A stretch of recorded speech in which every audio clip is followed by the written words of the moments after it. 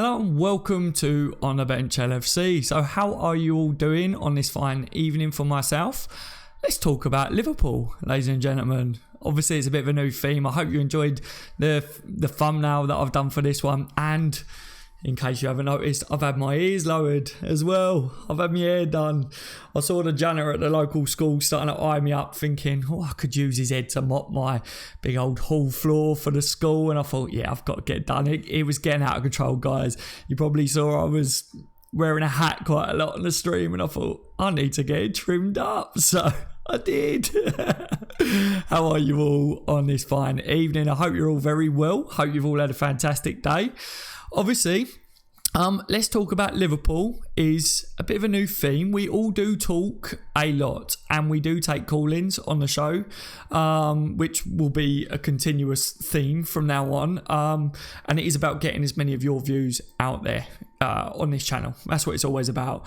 When we take call-ins from now on, I want you guys that's in the live chat to be asking questions to some of the callers as well. If the callers want to take questions, that is all right. So I will ask them after they've spoke about what they want, if they're willing to take some questions from the live chat. If they are, then you guys feel free to ask them questions, okay? But obviously some people might not be want to put on the spot, and that's understandable totally. Welcome to the live stream, everyone. Tom says, hey Daz. Hey Tom. J El Chapo, good evening, ladies and gentlemen. Oi says, hello Daz, good evening to you as well. Nathan has got a bit of a plug there. What's that all about, Nathan? What's going on there, my friend? Hero says, who are they playing, dog? What? Oh, Scotland. They are getting, it's sadly a bit of a beating, aren't they? I think it's 4-0 at the moment. Is it 4-0? It's 4-0, and obviously who's captain? Robbo. Not good for him, is it? So yeah, Belgium, not great. Rabiot, no interest, says Ra. We will discuss this. Pepper Red says, peace Dazza. Hello Pepper, how are you, my friend? Peace to you as well. Yes, Belgium are a good team. They are a good team. We know they're a good team, don't we?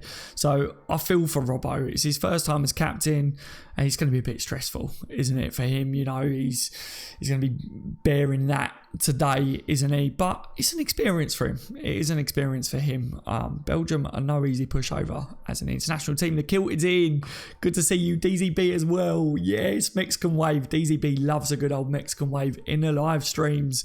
Good to see you tonight, DZB. The kilt says, lads, Daz, what's going on? Well, kilted, we've got a new theme. Let's talk Liverpool FC. Obviously, live phone-ins on the streams, especially these late night ones. We like to get phone-ins, but not just yet, because we talk about some updates, and then as the stream goes on a bit, we'll take some call-ins.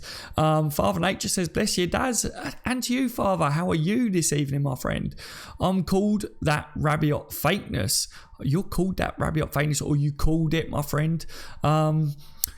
Should we speak about the Rabiot stuff? Because obviously that come out today. Liverpool, what was the word in it? They were baffled by these ESPN rumours. I said it, didn't I? That ESPN, they were using sources. And what did I say throughout the transfer windows? Always, when they say sources, there's not much evidence to it. But the one thing that I have said today, guys, Mickey says, hey, looking good, Daz. Thank you so much, Mickey. Ooh, blushing. Yeah, the one thing that I would say is I would be baffled if Liverpool aren't in for Rabiot, because he's a very talented 23-year-old player.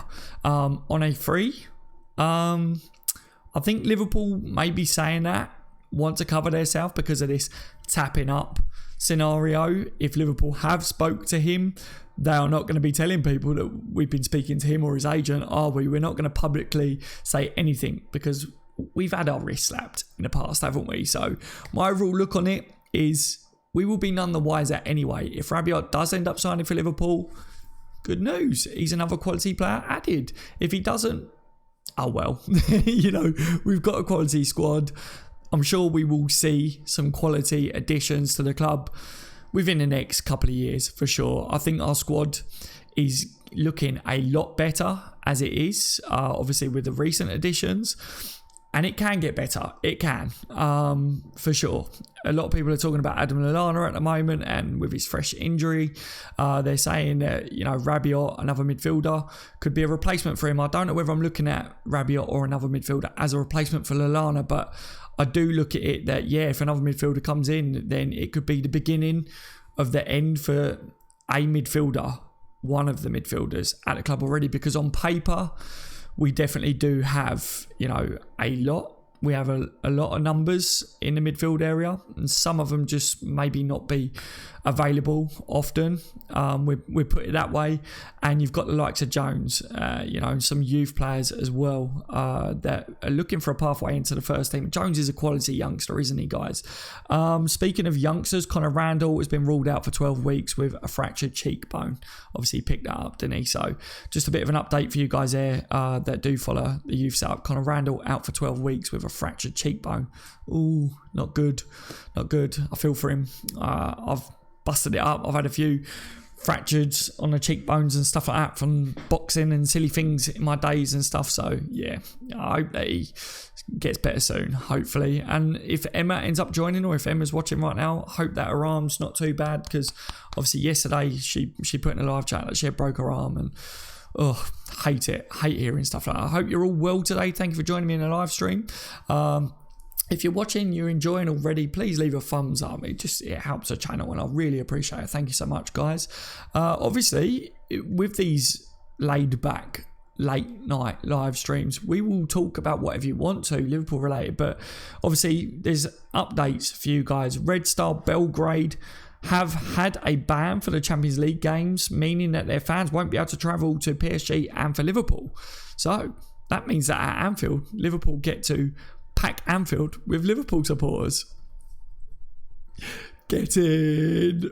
Look, Red Star, their fans, they can create an atmosphere and they're passionate, but it just means more Liverpool supporters, guys, doesn't it? Some of you would have already seen this. It came out earlier today.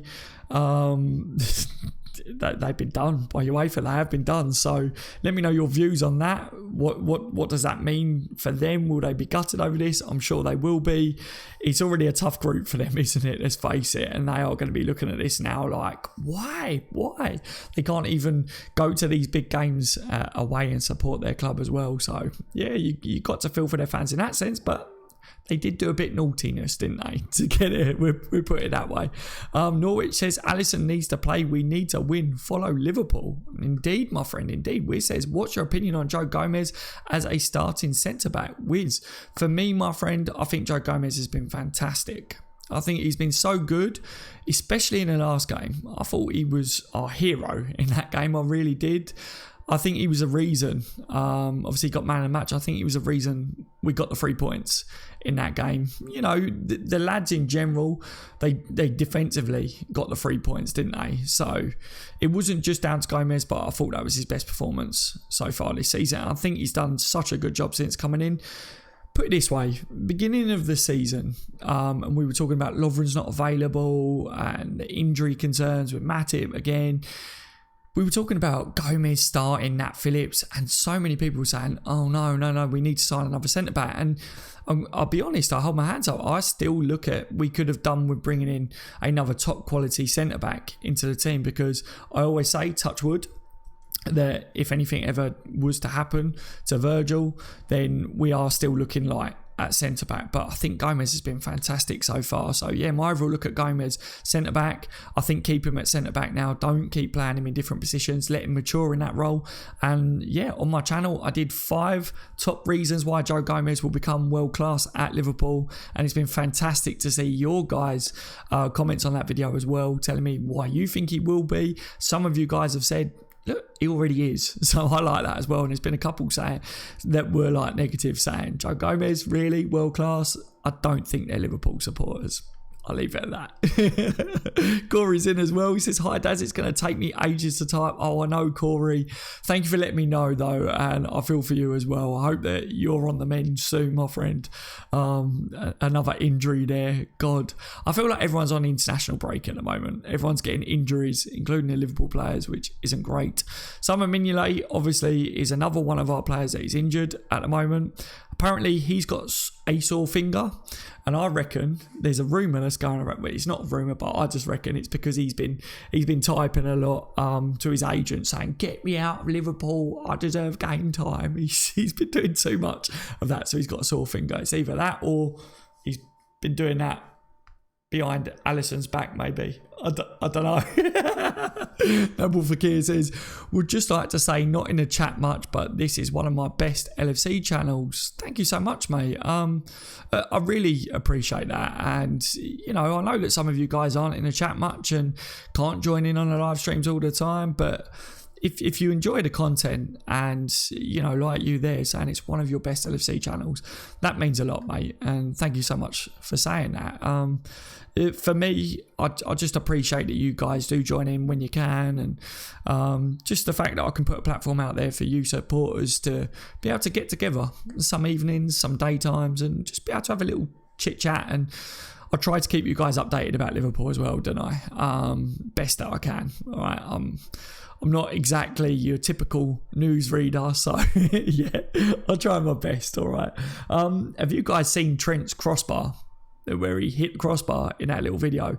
Wow, absolute wow, what a legend. He's trying to shake their hand. There's obviously been a bit of a disagreement over something that had gone on there, and they didn't want to shake his hand, and he was like, basically, you hit the me and you crossbar, you hit the crossbar and I'll shake your hand. And he just pings one, hits the crossbar, and he's like, okay, I'll shake your hand. Trent, future legend. He's a legend anyway. He's a legend now. I love Trent.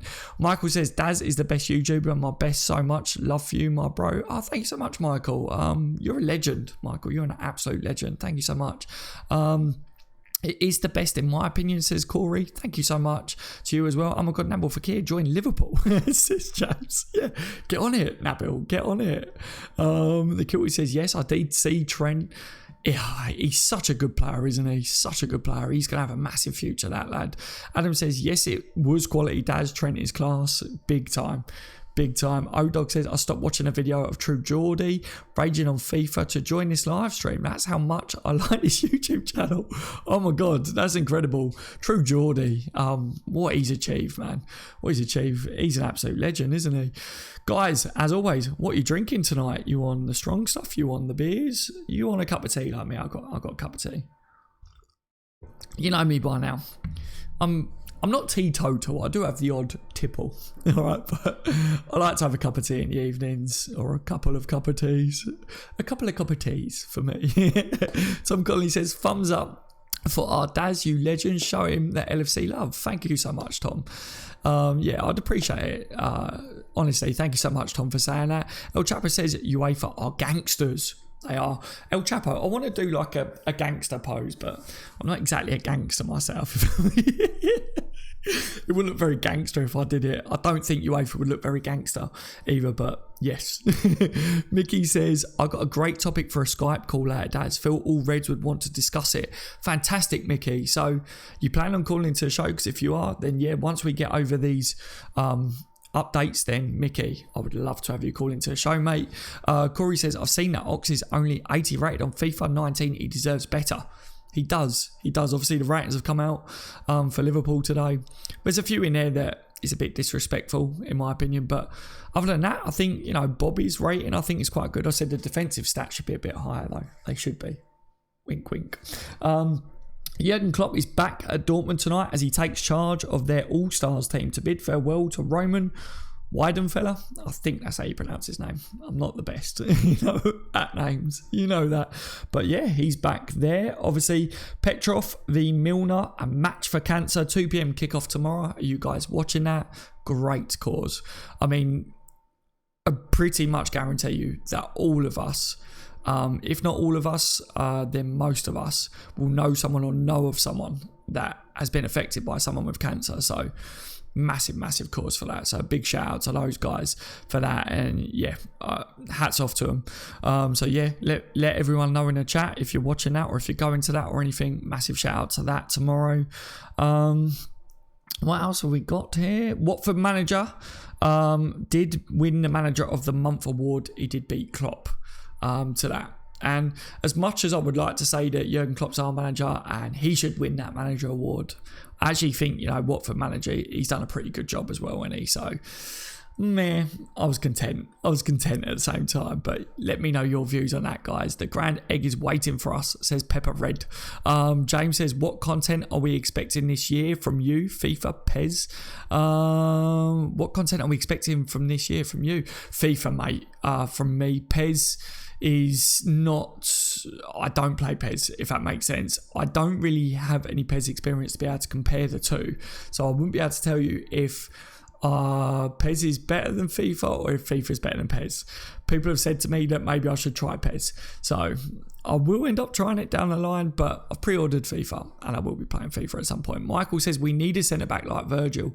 Michael, we do. We do need to bring in another quality centre-back. Obviously, we were linked with Lascelles. People are talking about Tarkowski, and there is a rumour that there may be something worked there or done there maybe for the future, but again, I don't know how true that is at the moment, so please, don't take my word on that. Obviously, until a player is officially signed for Liverpool, we don't know nothing, do we? But is Klopp looking for another centre-back in the future? We don't know at this point in time. Gomez is doing fantastic. Lovren's still yet to come back. Matip, Klopp rates Matip. If Matip, as you guys say, he's made of crisps, is what you guys like to say, and I think that's fantastic that you guys say that. So I like Matip when he is fit and available. So I think we've got good options there, but it's just if they're available, isn't it? So yeah, I don't know, but I do look at Virgil and I do think with the team that we got and we're trying to fight in all competitions, I don't want us to rely on him in every competition, every game. No player can play all season long. They need rotation and stuff. Clavan just left. There will be rotation. And I do have faith in the other defenders as well to give Virgil a bit of a chance. But the one thing that I don't really like to say, but is if he did have a spell out for whatever reason, that's when we might see a bit of an issue, isn't it? Pepper Red says, later, Daz, mate. Good evening to you, sir. Take care of yourself. El Chapo says, I'll tune in a while I listen to Daz for a bit, Pepper. Thank you so much, El Chapo, mate. Thank you for saying that. Catch it in a while, Pepper. Satisfied says, Daz, I think Trent isn't the same form as he was last season. I think we splashed out 45 million on someone like Florenzi and Josh Kimmich. So you satisfied. So for you, obviously, you think that we should go out there and sign someone better because you're not happy with Trent so far, is what you're saying. Yeah, I've seen people talk about Trent so far like this. For me personally, I'm happy with what Trent's doing so far. I think we're going to see him get back to his best. I think last season it was quality. He got thrown in at the deep end and he did amazing. But obviously satisfied, It's good to see that people have got differences of opinions and it's about getting your view out there, isn't it? So I like that, and I like debates as well on this channel. That's what I always say. People do different opinions and it's about having a debate about it.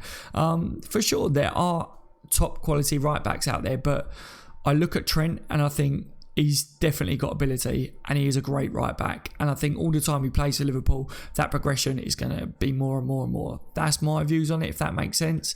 And I think what he can give to us going forwards as well is quality. But yeah, be interesting to see if anyone else agrees there. Should Liverpool go out there and try another top right back, or do you agree with my view on it that keep playing Trent because he's a quality right back and he will get better? But obviously, that's a debate for the chat for sure. And of course, as always, if you're watching the replay back, leave a comment. Let us know your views on it. Obviously, it's people enjoy being involved in the live streams for the live interaction. But just because you're not live doesn't mean that you can't get involved as well. Because I do read all my comments, guys. And I do watch the live streams back to make sure I read all the comments that are in the live chat as well, so I don't miss them. I've got a bit of an OCD about it. I have to watch the live streams back just to read all the comments. Have I got issues? Probably, but it's a respect thing. I don't want to miss what you guys are saying. You guys tune into my channel and leave your comments. It's just what I have to do. Corey says, in January, I want Pavard and Rabiot and maybe a few smaller players for depth. So Corey, you're like, in January, you want players. Does anyone else agree with that? Are you agreeing with Corey that you still think Liverpool need to spend in January? Or are you guys content maybe one player? Or do you think that Klopp might not sign in January? views there, guys. Tina says, Daz, what do you think on Lovren's situation? And do you think he deserves to be first option over Gomez? Tina, thank you for your question. I think that with the way Gomez is playing, I would keep him at first choice at the moment. I think obviously it was a difficult one with Lovren because there's differences of opinions there, because you've got, I think, the typical Liverpool fan, and as a Liverpool fan myself, you're looking at it and going, why did Lovren do that? You know, why did he play through a pain barrier? He should be putting Liverpool first and stuff like that. I mean, you've got, if you're looking at it in a human point of view, you've got, okay, the man wanted to play for his country in a World Cup. He would have given it his all. He would have played through the pain barrier. And on the other sense, he said it himself, he didn't think that it would be there for long. The pain would be gone by the time he come back for Liverpool. Those sort of scenarios. And then now, obviously, he's out for a while, isn't he? So, I would probably stick with Gomez. Like I say, I think he's been outstanding. Lovren has been recently in fine form for Liverpool. Consistently, over his time at Liverpool, Lovren never consistently impressed, but he's had brilliant games for us. I think, you know, in the Champions League final, he was outstanding. Towards the end of last season, he was really good as well. So, you know, my look on Lovren is, I was saying towards the end of last season, Lovren is a great defender on his day, but my look at him for this season was he needs to show us throughout a whole year that he can be consistently massive Lovren, you know, great performing Lovren. If he does that consistently for a year, then top draw. Then he can say these things like, consider me one of the best defenders in the world, you know. But yeah, I think Gomez got his chance and he's trying to take it. And I think that's what Trent did when Klein was out last year. Trent took his chance, and you see Klein's not getting back into the team. And I think this is a similar situation with Gomez and Lovren now. So yeah, Tina, what's your views on it though? Let me know your views. Gary says yes, Gary. How are you? Father Nature says Trent is 19, man. He's only young, and he's going to improve for sure. The Kilt says the more games our back four get and keeps played together, the better. I agree with that. They're all young, and they've all got quite a good bond as well. Obviously, Gomez and Virgil, you can see off the pitch that they're, you know, have got a real nice bond. Robbo and Virgil as well. The back line, the more that they do, as Kilted is saying, play together, the more they will get better. That naturally happens, doesn't it? So you do kind of want to keep them together. And if Lovren becomes back available and you take Gomez out and you put Lovren in there, you're not just messing up Virgil and that partnership that he's got with Gomez. You're then messing up the whole back line. You're messing up Alisson with his defenders in front of him as well. You've got a new goalkeeper in there that he's been getting on the wavelength with his defenders in front of him as well. Satisfy says, Daz, you heard of Memphis Depay. Would you bring him to Liverpool? I have heard of him, mate. Interestingly, I don't think I would, but I know that a few people have said that they would. I know during the transfer window, people was all saying that, well, a couple of people were saying we should bring him because of his form. I don't think I would want him at Liverpool, but that's just my personal opinion. But yeah, I get why people were saying about bringing him in for sure. And they were saying that they would have rathered him over Fekir, perhaps. Or I think it was around the time that we were linked with Pulisic, and people saying, forget Pulisic, get Depay. So yeah, again, I think it's just preferences. People have different preferences, don't they, in the style of player that they like and the players that they like. So O-Dog says, do you literally read every comment? I try to. I literally try to. It's impossible to try and read every comment. And I've noticed when I read the live chat, but like I say, I always watch the live streams back because it's an OCD thing. I've noticed that there's a bit of a bug on YouTube. I've noticed that some people, their comments don't show up to me. Like now when I'm reading the live chat, when I watch it back, certain people's names, none of their comments come up to me. So please never feel, if you notice that I'm missing all of your comments, it's probably because of that bug. It's probably because I'm not seeing it on my chat. So apologies if that happens. Don't feel disheartened. Don't feel that I'm doing it on purpose. I never do. I want to respectfully read all of your comments. I never do it on purpose, honestly. Brian, with a little smiley face with the glasses on. Welcome to the live stream tonight, Brian. I hope you're good, mate. He says boo as well. Boo to you, Brian. Tina says, thanks, Daz. Yeah, I agree. I like Lovren, and he did improve towards the end of the season. He did indeed, Tina. He did. It's going to be a difficult task. It's a battle that, to be honest, we need. It's good to see Gomez trying to take this chance that he's got, similar to what Trent did with Klein, as I say. Pritesh says, former United player to pay. Indeed he is. I'm wondering whether that's a bit why I'm leaning towards I don't want him at Liverpool. Perhaps it could tint your views on it, couldn't it? El Chapo says he flopped at United. He did. That's another reason, will he do it in the Premier League? Brian says nothing is impossible. Daz, read this. Pritesh, I did. The Kilted says, Gomez done well in the first 4 games, but I wish the spotlight wasn't on him as much as it is. Leave him alone to mature. I hope he keeps his head on. I think that's great. I think what the Kilted just said there is a very valid point. I think if we do kind of leave him to just do what he is doing, then, it would take a bit of the pressure off him. I think part and parcel with football today, Kilted, is these young players, they do get all the media on them, they do get the spotlight on them, don't they? And there's a lot of hype around these young players. And I can't help but think as well, especially like the young England internationals, we saw it with Sterling. I hope that Gomez is, similar to Trent, because I don't think Trent lets it get to him, does he? And I think that Gomez, he strikes me as a type of lad that is quite mature. So hopefully he's not. And I think you've got a really good point there, of course. So he says, Dad, sorry, sends too early. Gomez is done great, but he is young. So we should be careful with him and not get fatigued and get injuries. I'm sure there will be games for both. I think there's definitely games for both there, Tina, as you say. We will need a lot of rotation. We all are aware of these 22 days of madness that we've got coming up, but it's not just them 22 days. We're talking about that because it's upon us very soon, but we've got a long season ahead. We're in all competitions. We will need every single one of them players, including Lallana. That's why we want him to be back fit. We need every single player.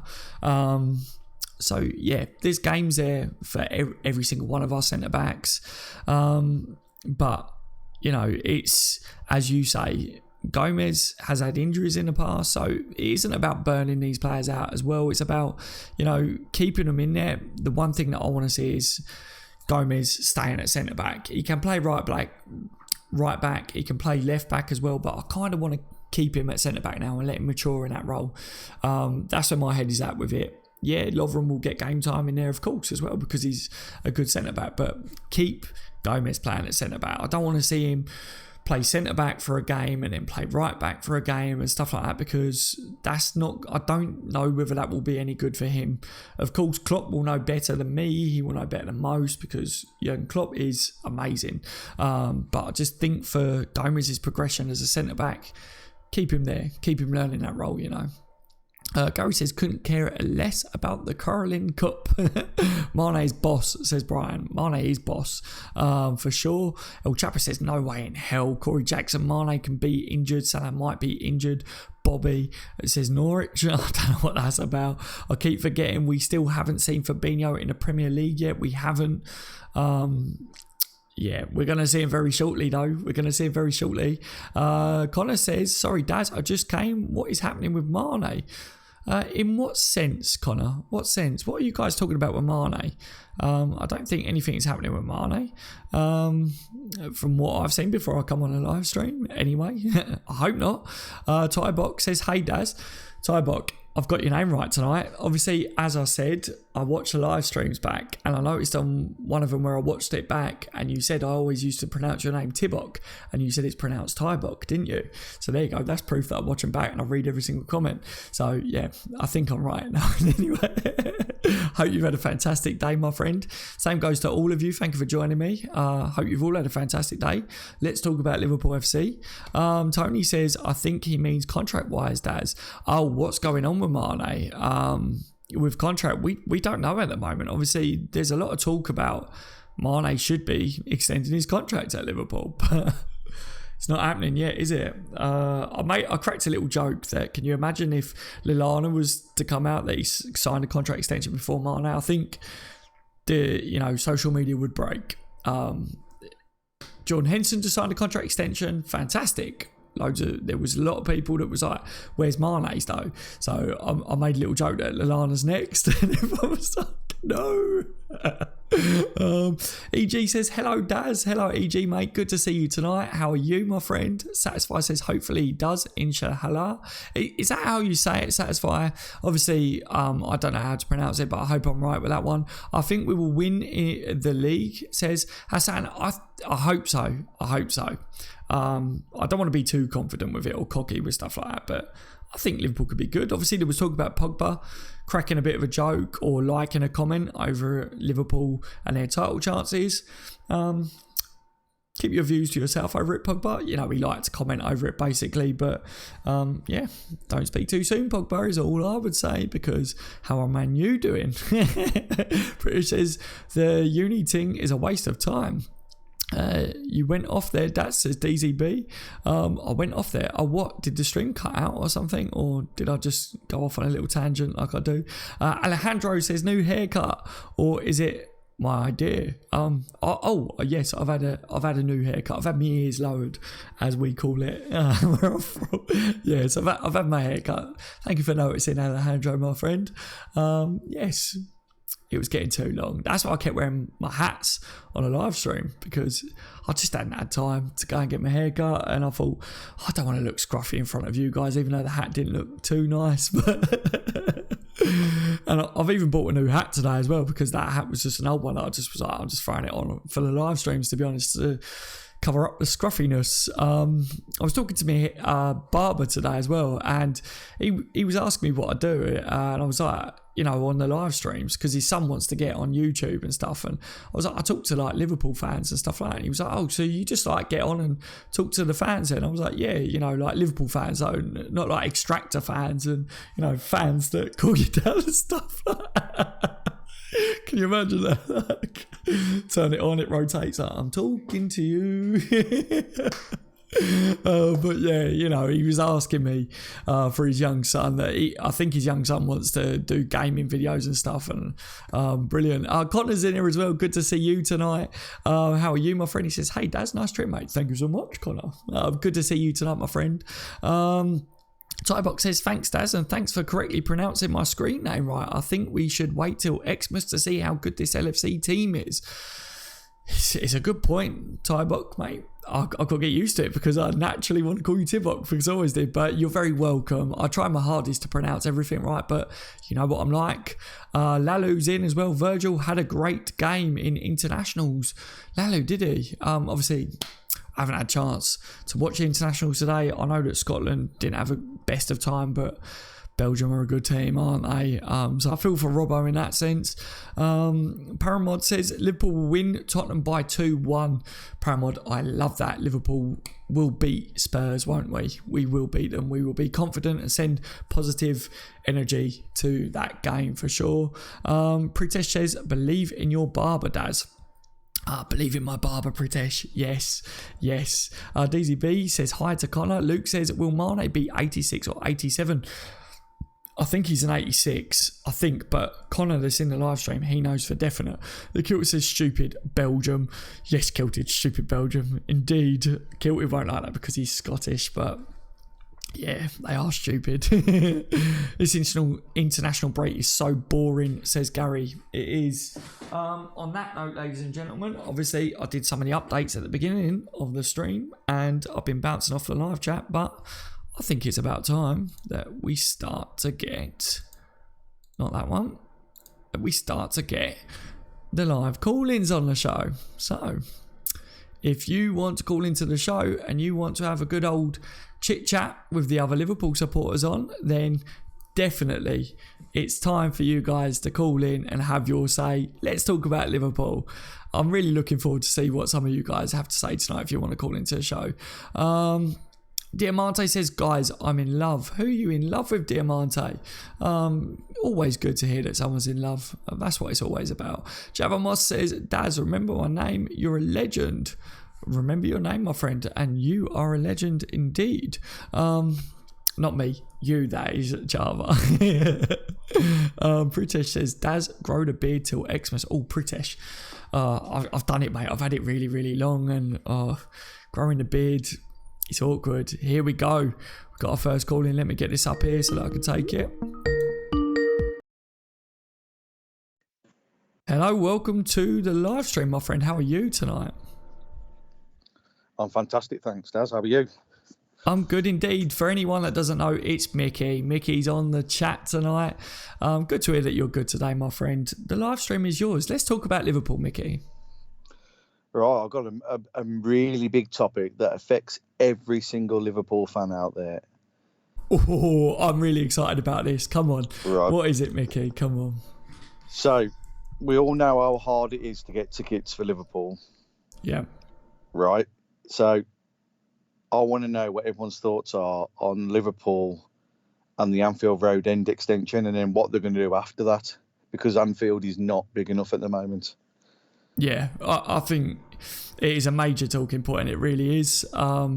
It's a great one for the live chat, actually. So you guys are in the live chat right now. Obviously, Mickey's asking a question to you all. What's your views on it? Anfield isn't big enough right now. I think you're spot on. Obviously, so many people out there are saying about it.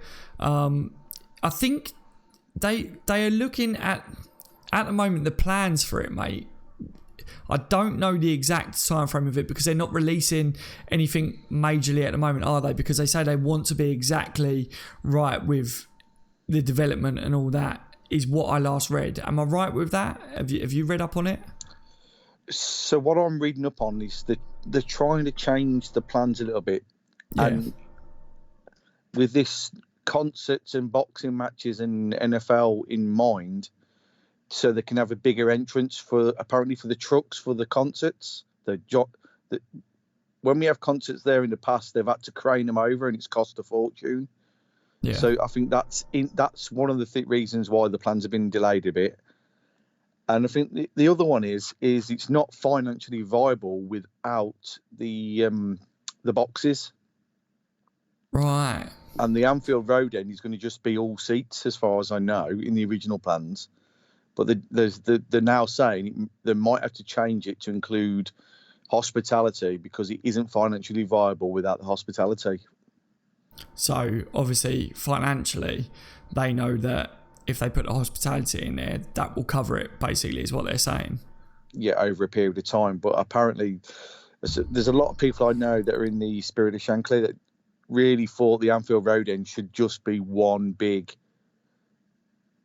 massive thing just for fans that can get tickets, not for people who pay for the hospitality. So I don't know what everyone's thoughts are on that as well. I know the club need hospitality, but I'm just thinking with the new TV deals coming up and whatever, does it need to be financially viable? Wouldn't the TV money cover that?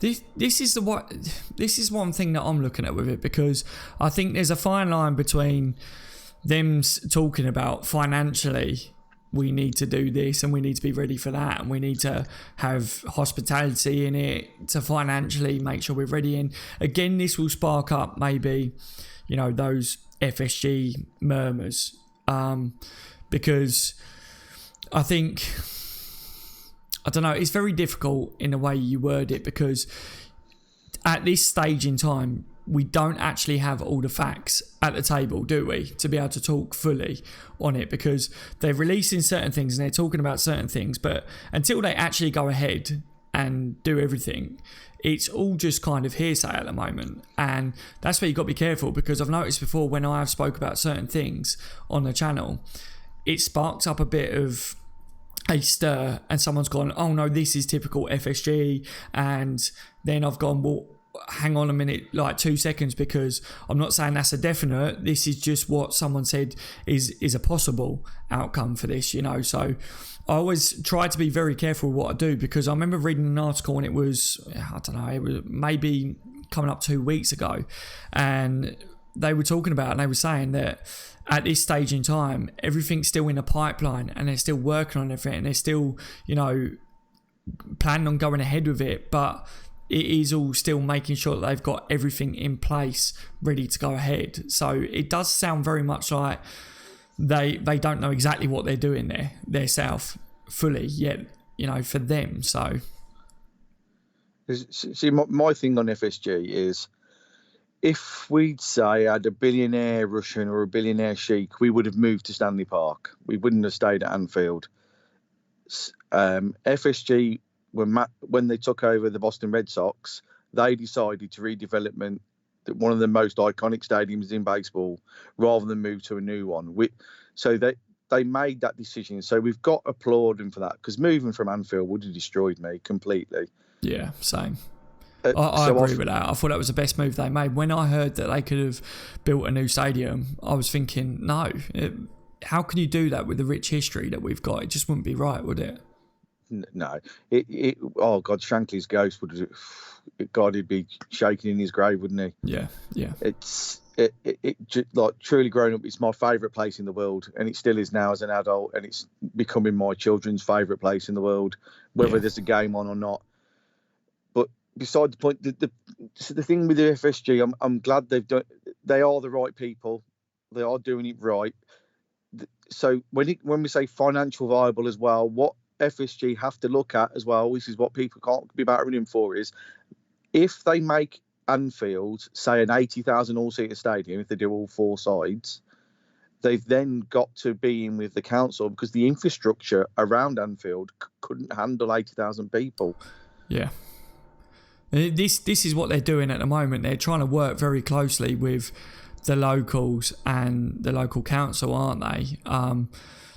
They've just, I can't remember what it was off the top of my head, but they just was holding these meetings, and they put off, they rescheduled some of the recent planning again, didn't they? Because they wanted to give more information to the locals over these concerts and boxing events and stuff like that, wouldn't it? Because they want to give more information over the whole situation, because obviously I put out on one of my live streams that I did over, I get where some of the locals were coming from, in a sense, with these events.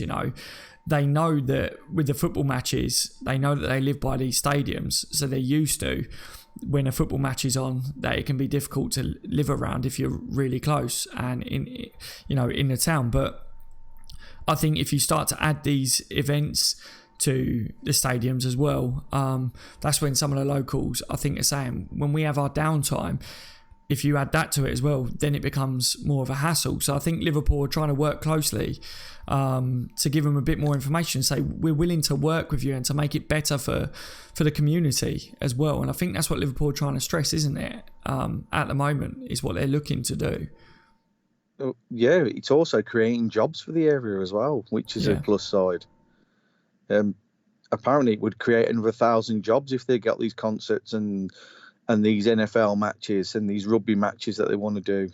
And I for one, think that's a good idea, because it's bringing money into the club, which we otherwise wouldn't have. And it does amount up to quite a considerable amount of money over a period of time that we could be making from this. And this would make us more competitive in the transfer market.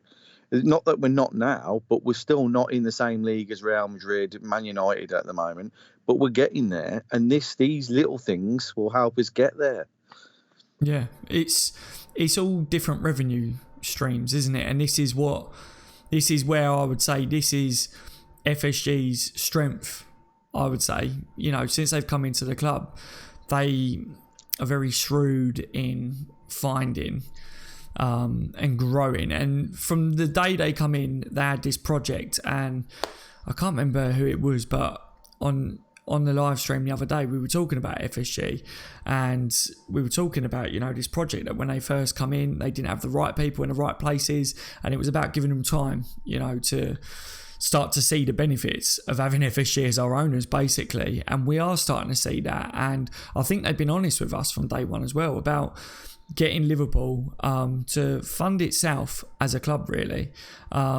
And this is another way of doing that, isn't it, down the line? If Liverpool held events, it's another way of being able to fund ourselves and competing with the other top clubs, isn't it?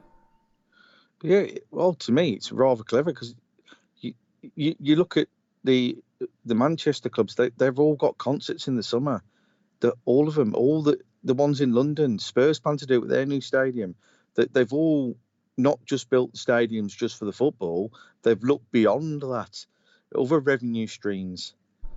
I mean, the NFL's catching big style over here. I don't understand it myself, but jump on that, because there's a lot of clubs hosting these NFL matches.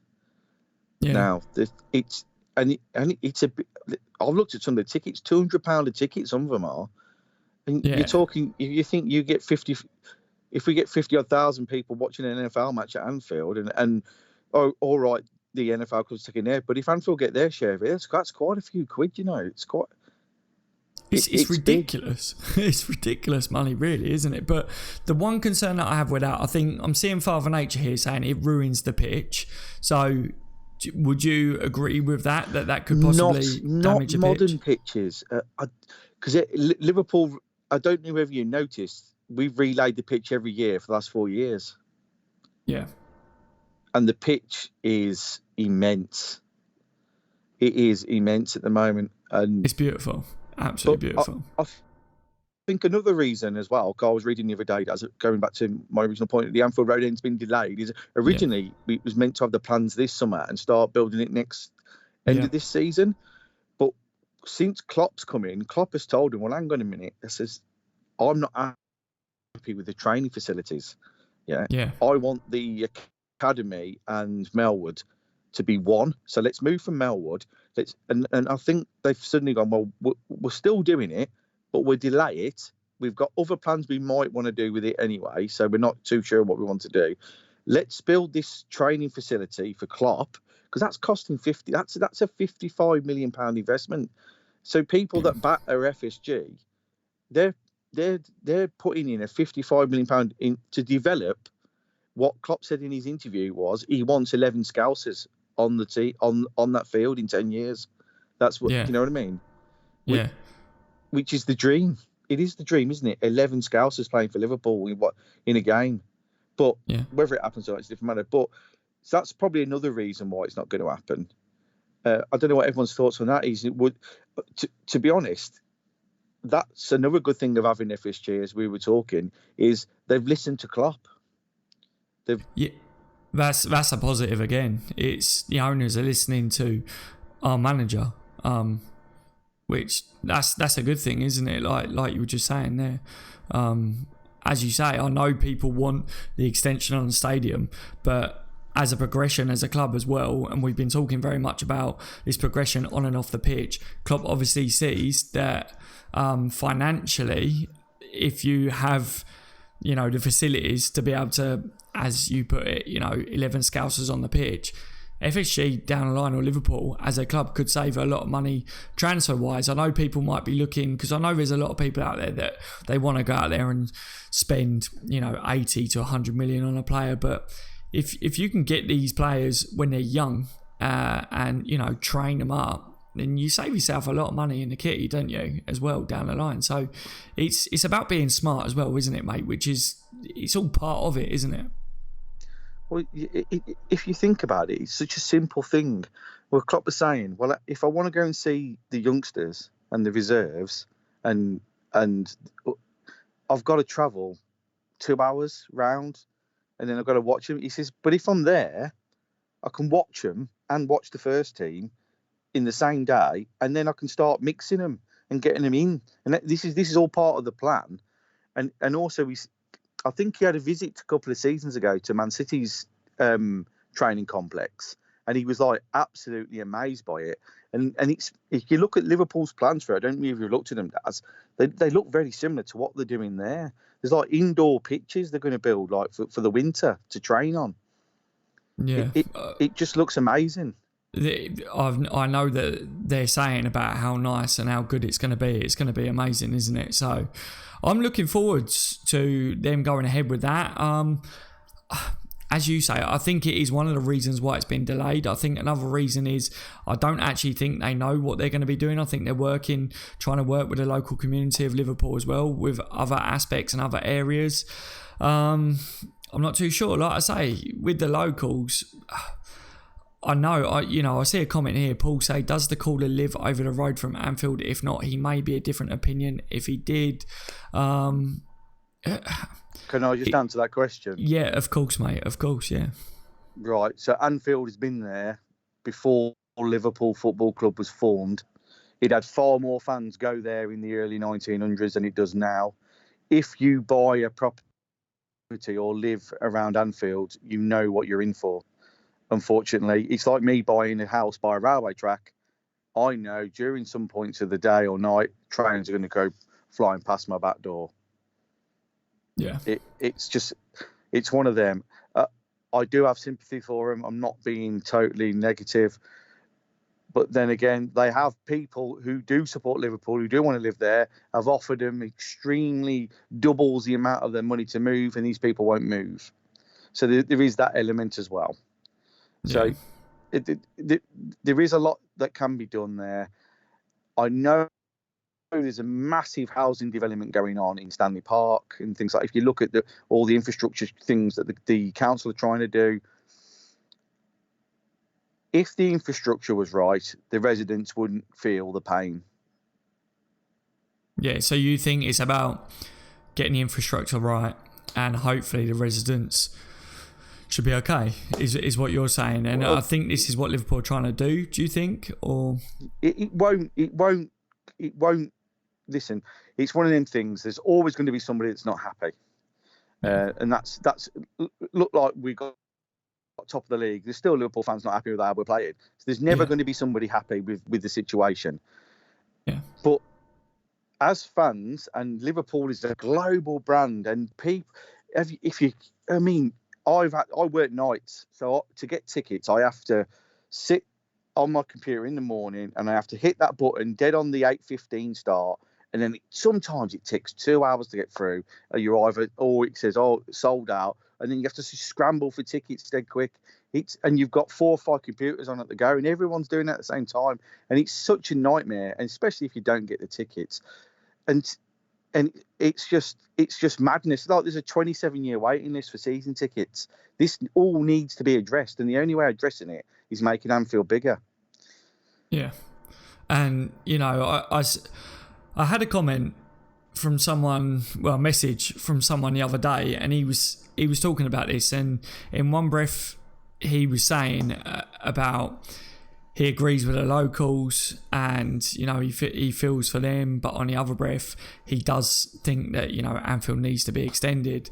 And I said this is a situation that I see for me, because I do feel for the locals, because I do think I totally get your views on that if you live near a football stadium, your point there, if you live near a railway, you know what you're going to get. You're going to get a train coming down that track.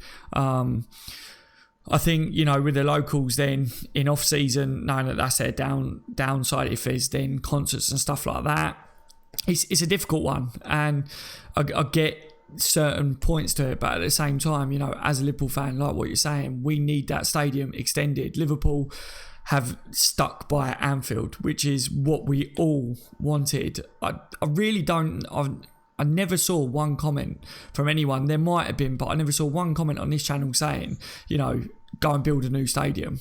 I really can't remember anyone saying that around the time when we was talking about it, but they stuck by it, which is good, and they do need to do the extension, and it's going to be very touchy grounds around the time, and I think there is going to be a fight on it, and I think Liverpool need to be really smart, they need to be really clever, and I think you made a really great point that if the infrastructure is right, then hopefully the locals, they don't get hurt by this. But as you say, you are always going to have someone that is not happy.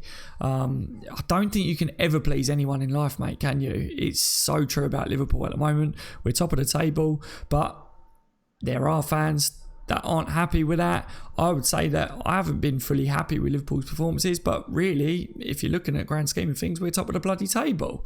So you can't win, can you, mate? To be honest, no.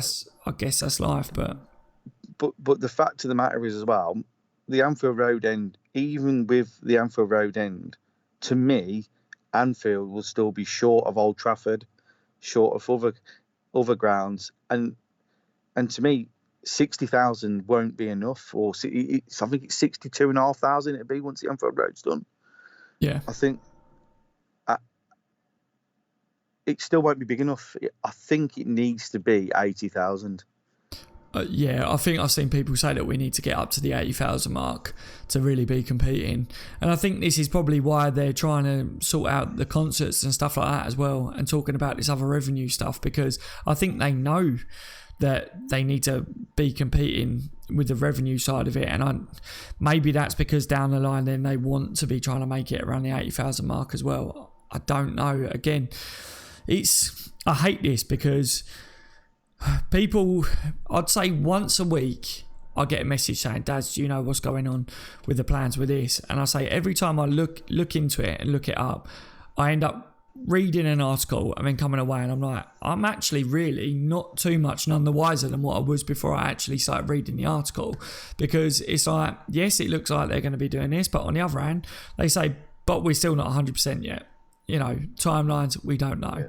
And anything could change, couldn't it? Year, does it not, Daz? I think they've got a time scale on it, and that's the deadline. So we will know for definite at some point. But again, you know, what do they do then?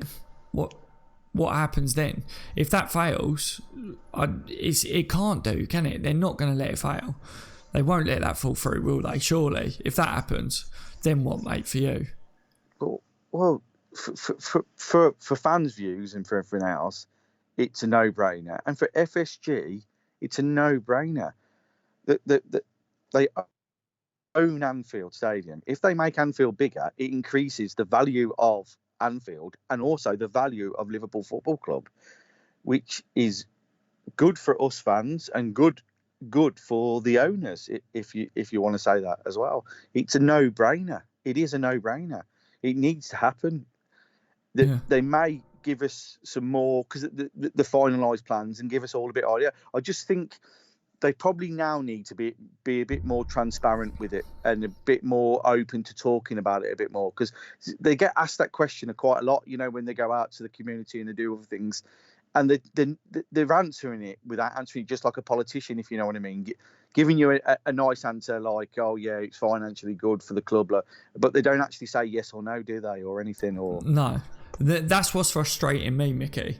That's what's really driving me insane. And as a fan, that's driving me insane. But not just as a fan, it's because obviously with my channel, I do get messages every day where people are asking me, you know, because I'm in a position where people do come to me asking me for updates on certain things.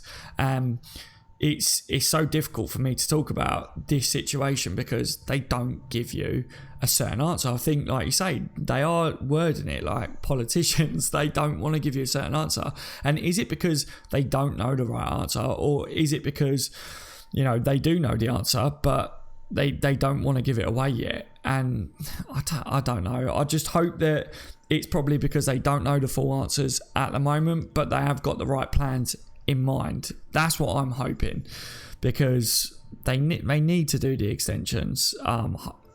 As you said earlier, Klopp could have put a bit of spanner in the works, and we need to get that done before that. That's a good thing, you know, but they still need to. You know, Gary's saying if we need 80,000, then they can redesign the Kop. What's your views on that? So I think personally, redesigning the Kop will get a bit of backlash. Yeah, it's a difficult one, isn't it? But it needs to be done, unfortunately. As long as they make that completely seats and affordable seats, for the real, you know, if any hospitality goes in there, then they're going to be in for a fight. Oh, mate, they would ruin it. Absolutely ruin it. I don't think they can do that at all. So I think that is amazing that that's just gone into live chat there. I think that's a massive question for anyone that's probably or will be watching this back on a replay. And for those of you guys that are in the live chat now, Gary's talking about redesigning the Kop in the live chat. Do you agree with what Gary and Mickey are talking about there? Would you redesign the Kop? Do you agree that you can't afford to put hospitality in the Kop? I'm a definite no for that. Mickey is as well. Connor says, will the COP be the last one done, Mickey? So there's two reasons why I think that will happen. One is it's a bit of a touchy subject, as we just talked about. And I think the other one is something to do with what do they call them? Underneath, what do they call, something about the posts that keep the COP up. Apparently there isn't much scope to expand over there on the COP. I think it's a bit of a problem building wise, whereas the Kenny Dalglish stand could just be a carbon copy of the main stand. Yeah. El Chapo saying I'll keep the COP the same. So El Chapo wouldn't actually touch a COP at all. So would you be opposed to just leaving the COP as it is, Mickey? Well, if they could get as close to the 80,000 as they can with the three sides, then there's no need to make the COP. Probably modernise the roof, because the roof's been changed so many times over the years. But I would keep the COP as it is. It's got to be that wall. It's got to be that vacuum that sucks the ball into the goal. Sorry, it is whenever you talk about Anfield, you talk about the COP. Yeah. It's the most famous thing about Anfield, isn't it? It's the COP. I wanted to keep Anfield, and I think that's the one thing that, as you say, if they could get close to the 80,000 numbers without touching the COP, I think that would be what I would be looking to do if I was them. Can they do that? I really don't know, but if it's possible, then try and do it that way. It's good to see Michael Dunning here tonight. Thank you for joining me tonight, Michael. I hope you're well.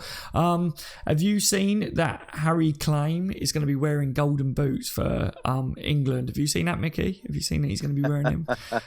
Absolute idiot, mate. But what's your views on that? These players and their flashy, glitzy styles and stuff. But obviously Nike has made that for his Golden Boot award. But yeah. Do you know what? I remember David Beckham when he had white boots and everyone laughed, and now everybody's got all sorts, isn't they? Do you remember those days when everyone just wore black boots? Yeah. And then David Beckham walked out in a pair of white ones, and he got smashed on early social media, as it was called then, whatever was around then, and the papers smashed him, saying, is fashion going into football now and all this? Yeah. And I must admit, I brought some silver ones when I used to play about 10, 15 years ago. They look pretty cool. So yeah, I had yellow Puma ones, and I thought they were the nuts at one point. I remember my local team that I played for was like a gold and black kit, and I just remember being like, right, I want some fancy boots, because I was a bit skillful, a bit of a tricky player up top, and I was like, I want some flashy boots and stuff for me step overs and things. And I remember seeing these yellow Puma boots, and I was like, they will do. Bought them. They were the most uncomfortable boots I'd ever wore, so I ended up just wearing these bog standard black boots because they were just so much more comfy. I can't even remember what the mate was. They were just black football boots, and they just did the job, mate. You know what I mean? It wasn't about the fancy looking stuff, and it was just what was comfortable, wasn't it? And I think the comfort of the football boots these days, I mean, I don't play football anymore, but I look at some of these boots that they wear, and they must be comfortable because they spend a lot of money on them, but I look at them and I think, how can you play football in some of these? They look like stilettos or something. So they fit your foot, don't they? What? I don't know, mate. I don't know.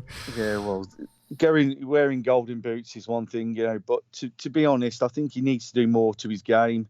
I think he's a bit overrated, because if you actually take away the penalties from his goals, he doesn't score that many. Yeah.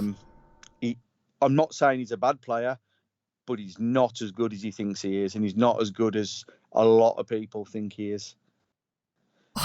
I think I have to agree with you. I think, he's a decent football player, that's obvious. But I just feel like he's one of them players that probably has just had a bit of a lucky streak, maybe. And when that luck runs out, he's just going to fade away into the distance, I could be wrong with it, mate. I've been wrong in the past when I've said things like that over players, but I look at him. I looked in the World Cup where he should have squared the ball, and I just think if you've got a footballing brain, you square that pass, and that ends up a goal. And he's too greedy as a player as well. He's non-existent in them games. England got to the semi-final, but in 3 or 4 of them games, Harry Kane was like not in that game at all. Yeah. He gets your goal and everyone raves about him. But as you say, he does disappear in the games, doesn't he? Yeah. I mean, I watched the game when they beat Manchester United. Until he scored, fair play, he scored. It was a good goal. And like I said, he can come up with those. Till then, I didn't even hear his name. Yeah. I don't know. Look, the chat here, mate. Look, Stephen's saying Kane in golden boots, drama queen. El Chapo says, I hope Kane breaks his foot in them. Well, obviously Liverpool have got Spurs coming up, so I don't wish bad upon anyone, but maybe he could bruise his feet a little bit and not feel so comfortable for the Liverpool game. But as me and Mickey are saying, he's not actually that great of a player. So I think Gomez and Virgil are going to deal with Kane nicely. Hopefully. I think we shouldn't worry too much. What's your views on that one? Are you too bothered about him? To be honest, you need to watch more because he seems to have suddenly become a different player overnight since the season started. He looks like the player that he was in his glimpses at Paris Saint-Germain. He's going to be dangerous. I'd say he's their biggest threat up top, isn't he? Not Kane. Yeah. I think he is. But to be honest, I think they need to look at the 2 games last season. Wembley, they beat us. They thrashed us at 4-0, and they deserved to beat us. We were really poor that day. But I think the one at Anfield where we smashed them, completely and utterly dominated the game, and they got 2 lucky penalties that should never have been penalties, in my opinion. People can. I've argued all day with people about them. We owe them for that. We do. And how good would it be? I think me and you was talking, weren't we, on the Facebook group, Mickey, saying, in the comments that it's yet to click for Liverpool yet, but defensively we've been so much better this year. So I'm not worried about Spurs.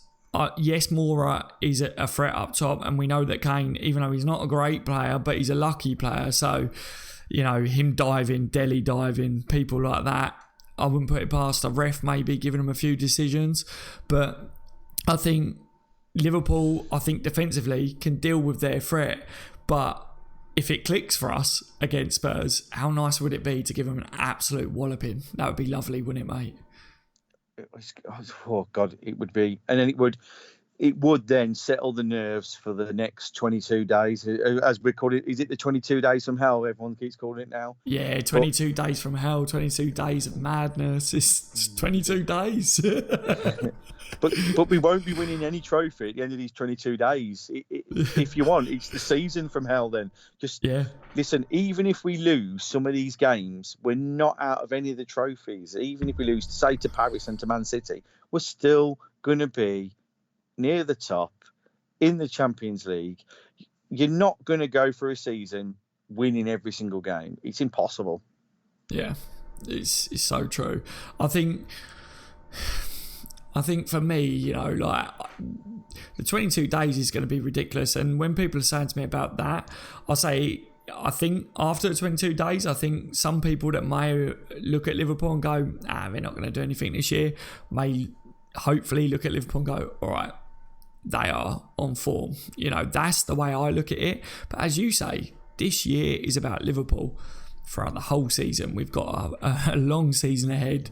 Hopefully we continue to pick up the points like we're doing in the league. Hopefully we compete in all the cups and just do what we got to do. Scotty says, Daz, I've just watched a Scotland game as I'm Scottish and Robbo was the only one I could give pass marks to. It should be future LFC captain. He did the job well tonight. So yeah, I feel for you there, Scotty. Obviously it wasn't a good result for you, but it's good to see Robbo become captain for Scotland. It's an experience for him, isn't it, Mickey? He will learn from that tonight. Most definitely. Listen, Scotland are a poor side with a poor league to choose players from. There's not so many Scottish players in the Premier League like there used to be. You can't blame one man. He's only as good as the rest of his team. It's the same as any team. if a team loses, one player doesn't lose, like what I said about Carriers, one player doesn't lose a final, you lose as a team. Yeah. And that's my stance on that. Robbo's still a fantastic player, and listen. Sometimes losing like that brings you down to earth a little bit, because he's probably a bit high on the Liverpool thing, and I think these things are good for players. And I think Klopp even says that sometimes. He says if you lose, you lose. It's good for the players. You don't get, you know what I mean. You have to take the positives out of it. You can't just dwell on, oh, we've lost. You need to say, right, we won't let that happen again. Let's move on. Boom, boom, boom. We're not as good as we thought we were. Let's step up a gear. Exactly. And for me, I think, negatives in life in general, it's how you react to the negatives, isn't it? If someone just plain sales, I think people say about relationships. A relationship, if you're with someone and you haven't had an argument for, years or whatever, and you're like, oh yeah, and everyone's like, oh, you two seem happy, and you're like, oh yeah, we've been together 2-3 years or whatever, and we've never had an argument. And then all of a sudden I have one massive argument, and they split up, and that's it, it's over forever. But you could have a couple that have been together for the same amount of time that have had their on and off arguments or whatever, but because they've had their ups and downs, they have that bond, they're strong because they learn from the negatives and they learn to, grow together. And it's how you react from negatives in life in general, isn't it? If you fall off your bike, you learn to get back up from your bike, and you learn, okay, maybe I don't go too fast into a corner. It's silly things like that, isn't it? And when you lose games, you think to yourself, right, what did we do wrong in that game? How can I prevent that player from turning me like that, which created that space? Silly things like that. And it's all experience, and it's all a learning curve for these players. And I think, as you said, Klopp said it before, he said with these young players, they need to lose, like in their careers. It's no good these young players just win, because you get to a semi-final, you get to a final, and then they come up against something that they haven't done before, and they're not going to win that final, or they're not going to get you to a final, because they need to have come up against these tough times and, situations that they have to get back up from in life. So yeah, I think as much as that's not good for, obviously, the people that are Scottish and watch that tonight, hopefully Robbo being captain is a good thing for you guys. I think he will make a fantastic captain. And yeah, hopefully he will learn from that, and the rest of the team as well. They will take that. They played against Belgium tonight, which is, they're a strong international team, aren't they, Mickey? They're really strong. To be honest, Belgium were unlucky not to win the World Cup, to be honest. Yeah. They're a very good side. It's what their so-called golden generation. You look at all their players; they're all at top clubs, aren't they? You know what I mean? It's just like, and also within the Belgian squad, they've got people that can come in and do just as good a job below them as well. They've got really not just a good 11; they've got a good 22 or a good 33. Yeah, definitely. I look at England and I think England's got some good players in it, and they've got like good youth players. And I think you look at Belgium like that and you think, okay, Belgium, as you say, they've got the good youth as well, haven't they? And there's some international teams out there that you say they've got a good team, but where's their youth? So yeah, Belgium are going to be a team over the years. Same with England, I would say. There are competition. I don't think that England are really... I would still always say that England don't really spark me full of hope in any competition, because it's just something about England. Everyone always says you should be patriotic, you should be passionate. And when we was in the World Cup, it was like, it's coming home. And I was like, I still couldn't get overexcited over it, because I was just like, it's still England, it's still the World Cup. And I just still have this in the back of my mind where it's what, are we really going to win it? Probably not. So I don't know what it is with England. I blame the FA a little bit for the dysfunction to England, because when they put England on the road around all the different grounds, it grew a little bit. People were interested, and then they've gone back to Wembley, and it's all London based. And people from up north seem very distant from it again, where before they were brought out. Now my mate went to the Leeds one at Leeds, and they said it was the best atmosphere in an England game they've been to in 10 years. Really? Yeah, at Elland Road. I think they need to go back on the road again. Yeah, well, there you go. Do you reckon they will? if they sell Wembley, which could be happening, I think it's got to happen then, hasn't it? I mean, I'd love to see England at Anfield. I'd go and watch that. Yeah, I would as well. That'd be quality if they did something like that. I haven't even been to the new Wembley. I went to the old Wembley. I went to watch England versus Argentina. I can't remember whether it was the last game or whether it was one of the last games before. Obviously, they ended up ripping it down and building the new Wembley or whatever it was. But I haven't even been to this Wembley Stadium, so I wouldn't even miss it, mate, to be honest, if they sold it and there was no football there.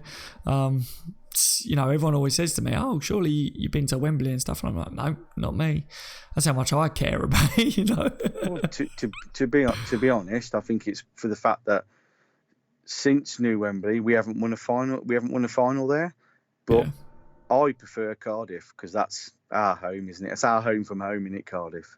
Yeah, definitely. I've always been a great believer is the semi-finals should be at Cardiff, the FA Cup. Yeah, I agree with that. I think we should do that as well. Mosey says, evening, Daz. Good evening, Mosey. Good to see you in here tonight. I hope you're well. Junior's in as well. Good to see you tonight, Junior. I think Junior was saying, hey, Daz, my phone is broken, so I haven't been able to join. Not a problem at all, mate. I hope your phone gets fixed or is fixed now. Hate to hear some bad news that some people have had at the moment. Obviously, Emma broke her arm. I've had people breaking their thumbs recently and stuff. Junior's phone's broke. Mickey, how's your luck been recently, mate? You haven't had any bad luck, have you, mate?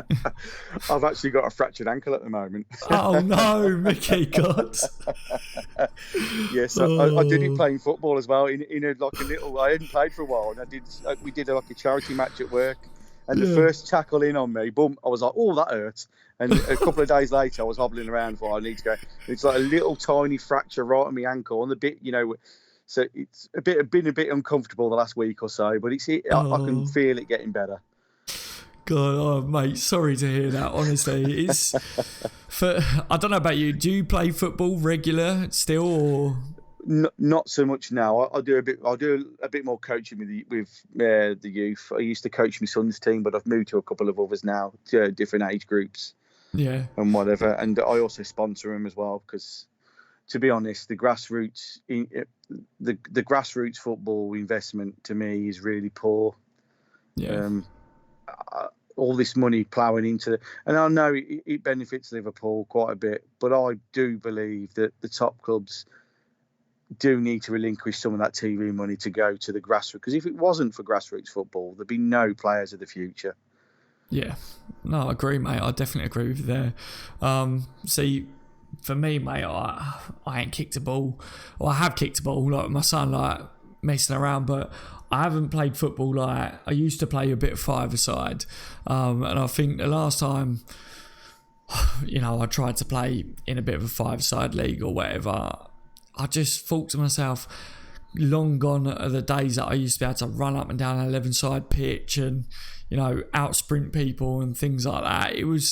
I remember when I was young and just being this little whippet, like they used to put the ball over the top, and I was like Michael Owen, mate. I could get onto anything and no one could catch me. And then as I got older, I hadn't played football in a while, and I thought, I'd still be that little whippet. Obviously, was not at school or anything, was working and stuff. I didn't even really have to run or anything in life. And it was like all of a sudden, my mate put the ball over the top in a game or whatever, went to sprint onto it, and I was like, oh, I'm not as fast as what I used to be. And I was like, felt that one in the knees as well. And I was like, oh, bit out of breath here. And then my mate was like, Daz, get back, track back, like they're on the ball and stuff. And I was like, track back? Like, what are you talking about? I can't even walk back, let alone run.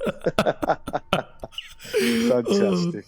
Honestly, piling on the pounds. At the moment, I'm actually, my missus, she's got me on this bit of a diet. I've been talking about it a bit briefly at the moment, on and off, but I've said to her, I feel like, I'm starving in the evenings. Like, literally, my stomach is rumbling and stuff like that. Like, I've cut out all the bread. I'm having to eat, like, literally nothing, mate. Honestly, it's nothing, like, to pick at, because I'm a picker. So when it comes to late at night, I would normally have a pot of Pringles or something, and I would literally pick, like, a pot of Pringles or something, like, before bed. Fantastic. But at the moment, it's like a pot of raw carrots. that I might be able to pick at. It's better than Pringles, isn't it, or a bar of chocolate? So, it's just not got the same feel, has it, though? No, carrots or Pringles. I know which one I would rather, but I do try and imagine it. I could tell you a funny story. Go on, mate. My girlfriend put me on a bit of a diet, and I just thought so, and I just changed tonight. So I said to her, she used to give me all this salad stuff in a bowl. I used to get to work, used to be chucked in the bin off to McDonald's, and she kept saying to me, weighing me, you're not losing any weight, I don't know what's going on. And then one day, my mate from work came to the house for a meal, and he was like talking about how we always go to McDonald's and everything. So I got busted there and then, bro. So I was in trouble. She didn't speak to me, literally did not say a word to me for 2.5 weeks. That's brilliant. That's absolutely golden. So anyone that's watching this, if ever you've been on a diet and your other halves, your better halves or whatever, has ever been strict on you and you've done what Mickey's done there and you've maybe been a bit naughty and snuck out for some McDonald's, let us know if you've been caught or found out, because it was funny that you brought that up, Mickey, because today, by the time, I ended up surfacing, my missus, she's up so early and stuff, and she was like, I've been a bit naughty today, and she had a bacon sarnie, and obviously we've been really healthy eating, and she's been the strict one, and she had a bacon sarnie first thing this morning, and I was like, all right, yeah, I see how it is. But I was actually still really good, so yeah, I need a Blue Peter badge for sure, Mickey. Blue Peter badge, those are the days, bro, those are the days. Oh, honestly, do you watch much TV anymore, Mickey? Be honest, do you actually sit and watch the TV that's on now? It's a bit rubbish, isn't it? To be honest, the football, any live football, Sky Sports News, literally on in the background, and then if I want to watch TV, I watch Netflix or Amazon Prime. That's me. I'm on Netflix or like say Amazon Prime or something. I binge watch TV series. I don't actually watch TV, if that makes sense. Like at the moment, I'm watching that Power. Is it? Have you watched Power? No, but it's on my list. It's on my list. It's very good. So I'm watching that. Shooter as well is another good one for you guys to watch. If you like stuff like that, it's entertaining. And The Punisher is one that I recently just finished watching those on there. So I've just smashed out 6 episodes of Iron Fist before you came on as well. So is that any good? I haven't watched it. It's the new season. Season 2 came out today. Right. So well worth watching then if you're watching them. Yes, if you're into that kind of thing, I'd recommend it. I've also watched the new Jack Ryan on Prime. That's really, really good. Is it? My dad told me to start watching that. He said, definitely get watching that. And I was like, okay, fair enough. I need to watch that one then. I'm a massive Tom Clancy fan myself, so I've got a load of books. Tom Clancy. Yeah, there you go. Tom Clancy's brilliant. Kyle saying Power is great. Pritesh is saying yes, lad, Power is sick. So people are here for sure. El Chapo's heading out now. See you later, my friend. Good to see you in the chat today. Thank you for joining us. Anyone else? What's your favourite TV shows for sure? Mickey, with some great TV shows there. Michael Dunn is saying he has no girlfriend. He needs a girl. Yeah, you do, or you just need Netflix, Michael. Netflix, like me and Mickey are saying. Mickey obviously has been put on a diet before. I've been put on a diet, so maybe you don't actually need the girl, Michael. You just need Netflix. All right, it's not about Netflix and chill. It's about Netflix and McDonald's, isn't it, Mickey? Yeah. Well, is he prepared to give up his lifestyle and everything? Because that comes with the territory, and you also every now and then have to buy a new handbag. Yeah, that's so true. Funny story, Daz. Last weekend, I bet on Mane to score first and Liverpool to win 2-1, and I won 400 and something pound. And immediately she said, "You have no excuse. I need a new handbag." So I had to straight out 200 smackaroonies of it on an handbag, bro. Did you get a McDonald's, mate? Come on. No. We actually went to a Pizza Hut, and I had no pizza, just the salad bar. Really? Yes, the kids had a pizza, and I had the salad bar. Oh, that is awful. That is like torture, going to Pizza Hut and just eating salad.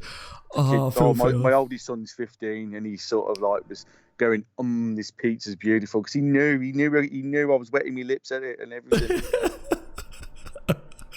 Oh, I really do. Honestly, at the moment, it's torture. Everywhere I go into Tesco's, and I go down a certain aisle. Like we went to Tesco's yesterday, and I went to buy some eggs, and I went down the wrong aisle. And the aisle that I went down, why do they put eggs and stuff next to an aisle that's got like cakes and brioches and stuff like that? And I was like, what is that all about? You know what I mean? Yeah. And I'm like, all I want is some eggs right now. I want to get some eggs so that I can eat healthy, make a bit of scrambled egg or something, an omelette, like healthy food. But no, I've walked down the wrong aisle, and now all I see is brioche, I see cakes. Lovely, great. Thank you so much. I need to lose weight, and now I just feel like pigging right out. Cheers, Tesco's, you're legends. They do it on purpose, don't they, Mickey? They really do. I think they do. But you can eat flapjack, they're good for you. Are they? See, I thought flapjack would be really fattening. I thought it'd be really fattening, though. There is a bit of fattening, but the oats can't about it. So if you have like one flapjack cake like mid-morning, it actually stops you from being hungry because it's full of oats. Ah, right. So get a flapjack in me when I first wake up. Good to go. I love it. Craig says, get some grub in your dazza. There you go. I can tell my missus. Craig says, I need some grub in me. All right. So out the way of the cupboard. Robbie says, I'm having the cold. Who is this talking? What a legend, says Tony. It's Mickey from the live chat, mate. He is a legend. This is a great chat tonight. Tom says The Wire, South Park and Walking Dead. Do you watch Walking Dead, Mickey? Because Walking Dead is a good one. I did. I just think the last 2 seasons have been really poor, and really, there's too many filler episodes that make no sense. And I've sort of watched it but not enjoyed it. Yeah. But before that, it was top of my list. But to me, Game of Thrones. Oh, Game of Thrones. There was a shout out in here for Game of Thrones. I did see that some Mosey said Game of Thrones. Game of Thrones is amazing. And honourable mention to, who am I going to say? Mother of Dragons. Oh, yes. Oh, yes. Giggity, giggity. She's lovely, I did like the fire witch until she took a medallion off, then I didn't like her then. I think she's my type. Yeah. Guys, come on. Melisandre. That's it. Yes, that's it. Right, so Mother of Dragons, or what's her name again? Melisandre. With her hamlet on, not off. Yeah, there you go. So put in the live chat, or if you're watching this back, which one is for you? Which one's your cup of tea, as we would call it? Robbie says he can't drink whiskey, he's only 16. So there you go, because Michael's saying get a hot whiskey in you, Robbie, because he's got a cold. Hope you get better soon, mate. Michael's honest views, whenever I've got a bad throat or something, because I suffer with throat infection and stuff, but when I've got a bad throat or something like that, Michael swears by like whiskey or lemon or anything like that. So for you, Mickey, have you got anything like that? Have you got anything that when you was growing up, your mum was just like, like my mum was very much like hot lemon or something like that, and I absolutely hate stuff like that now because of it. But anything like that for you when you was growing up? So there's two. One, when I was younger, my mum used to do me hot sugared water. Oh yeah, yeah. And I used to feel $1 million after having it. And so then there a you bowl go. of chicken soup. Oh, mate, don't even get me started on chicken soup. I can't stand the stuff now. But yes, I've had both of that.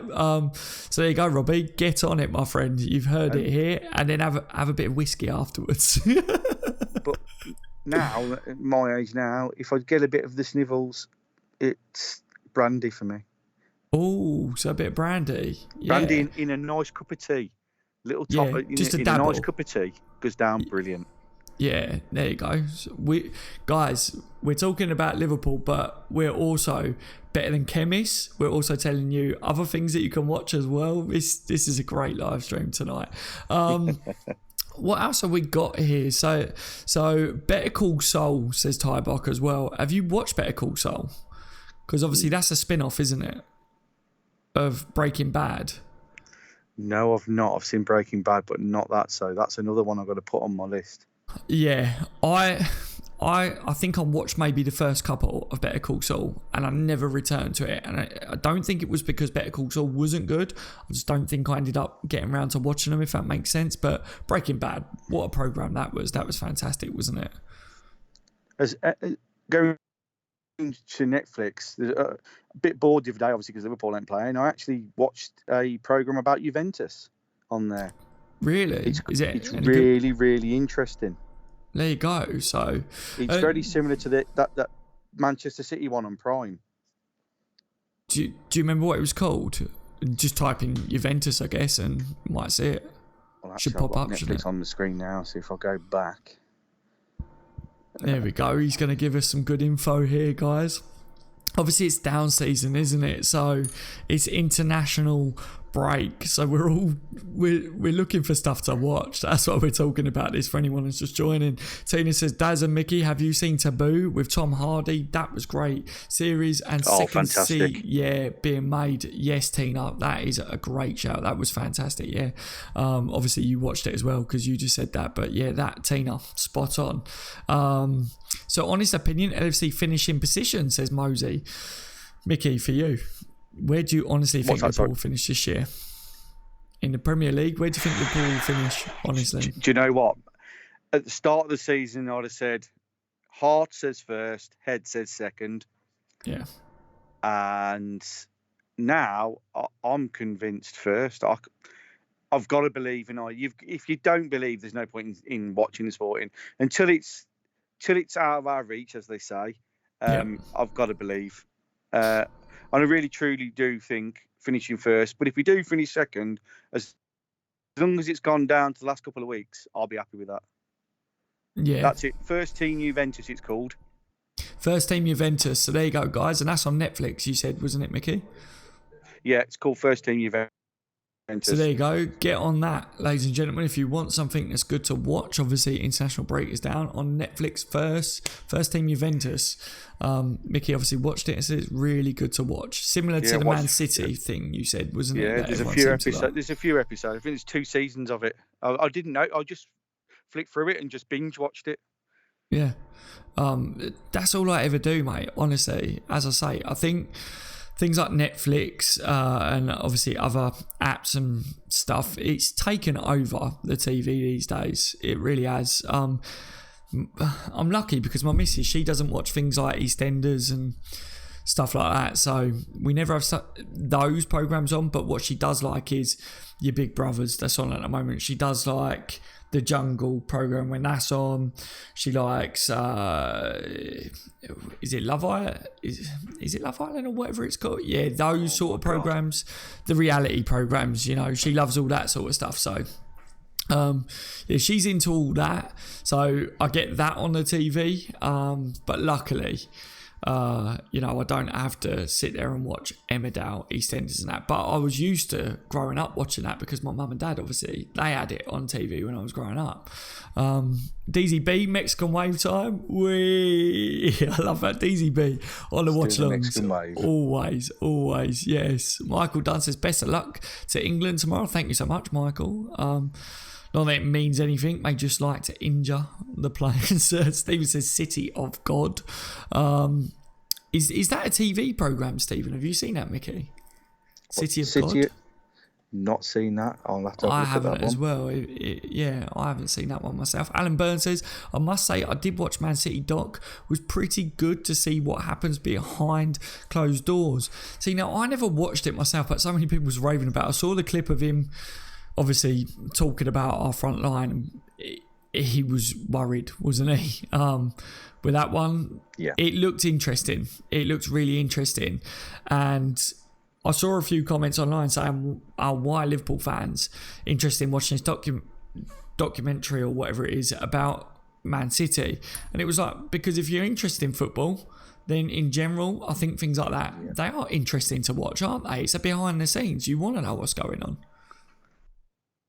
Yeah, I mean, I think I seen an interview with Klopp on Sky, and they asked Klopp about whether, because Liverpool were approached to do one as well, and Klopp completely said, I want nothing like that here. I've got too many secrets that if they get out, they'd ruin what we're doing. Yeah. All you got to And do he is nick said his he's iPad. watched the Man City one and learned how to beat them. What, Klopp said that? Yeah, he watched.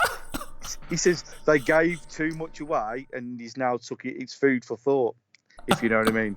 Yeah. I'll tell you what, Klopp, he's such a great man. The one thing that I said before on the channel, but I agree with what Klopp's saying. It's you shouldn't do it really, because the one thing that I never liked was when we've seen Klopp go on certain programs and when the players and the manager talks a bit too much in depth about our tactics. You know, you get the pundits or you get the journalists or whatever, they're asking them and they say, oh, so in this situation, what are you doing here, or your tactics on this? And they've been too openly speaking about tactics. I think just keep it to yourself. You know, just say, why would we tell you? Because surely managers and other players, they're watching this and they will take notes on this stuff, won't they? Like they can do observations on other games and stuff. But if you're openly out there on an interview just talking about your tactics, if I was another team's manager, I'd be watching that and I'd be listening. Listen, all these other clubs are opening up and they're coming out of the tactics, and then Klopp's closing it off and thinking, God, we don't score. We're not very good at throw-ins. We're not scoring goals from throw-ins. Let's have a look. This geezer's a throw-in specialist. He's actually the side that he helped. I can't remember what country. Is it Sweden? Oh, I don't know. He actually, when he was the throwing coach for them, their goal ratio went up like something like 40%, and they won the league from it. Oh. And FC Mold, is it? Yeah. And there's an article online somewhere, and if you Google it afterwards, I think it's called "How We Broke the League" or something. How this throwing coach had broke the league. He just made them that every time they got a throw in, they nearly scored. And he reckons that players can throw an extra 10 or 15 foot than what they think they can with his technique. So I'm waiting to see this. And have you noticed it ain't the same people taking throw-ins? Gomez is coming across and taking them. Did you notice that against Leicester? Yeah, I did, yeah. And I think as well, I've read an article of him speaking about, you know, about him teaching certain individuals throw-ins. And he said it's not just about, you know, adding power and distance to throw-ins, but it's about teaching these players the right sort of throw-in in the right moments as well, you know, when to throw to a player's feet, because it's about keeping possession as well in certain moments, isn't it? He said too often do you see players throw the ball like a lofted throw-in to someone, you know, and they've got to chest it or header it. And he said, why would you throw it to the head when you need to keep possession in that one, when you could clearly throw it to the player's feet and you remain in possession of the ball? So I really like that, because I think it's so true, you know, throw-ins, they're a big part of the game, aren't they? And they are really underlooked. So I really like that Liverpool have got this bloke in, and I'm hoping that it does have a massive improvement on us. Well, if you remember Stoke when they had Rory Delap, they scored a lot of goals from his throw-ins, if you remember. It was actually worse having a throw-in from him than a corner. It was good, yeah. I used to hate it playing them. I really did. It's just the way they do it, and you can set up, yeah. Do you reckon we will be piling our big lads forwards for some throw-ins now, once he obviously works his magic? It's going to be really interesting to see, to be honest, because obviously it's all secret. But then if it does come off for Liverpool, the others next season are going to try it, aren't they? You know what I mean? It's going to create something. Yeah. Can you imagine if Liverpool just start scoring loads from throw-ins, and then, as you say, everyone's going to want a piece, aren't they? So I really don't know, but I think it's exciting, because when I first read this, I laughed, and then I took a minute and I was like, it's actually really smart. It is smart. And I like that Klopp is identifying this as we need to be the best at every part of our game. That's what it comes down to. You look at being really good at corners. Why not being really good at throw-ins as well? Isn't it? You get more throw-ins in a game than you do corners, don't you? To be honest, Daz, I personally believe that Liverpool are terrible at corners. Yeah. I know we got the Bobby goal the other day, but looking since Klopp's come in, possibly under Rodgers as well. I just think the amount of corners we got in games, because we did dominate, and then we just did a short corner and the ball got knocked out by a defender, and it's just, I don't understand. And now we've got the big boys like Van Dijk. I don't understand what we're doing with corners. It just, to me, it's one criticism of the game that Liverpool are playing. I don't want to criticise it because they're good, but if there is anything for me to point out, looking at as a coach, as I would teach children a corner, is how Liverpool take corners isn't how I would teach them. Yeah. You do look at the players that we've got and you think you can do better at corners. You can do. I mean, Salah takes corners.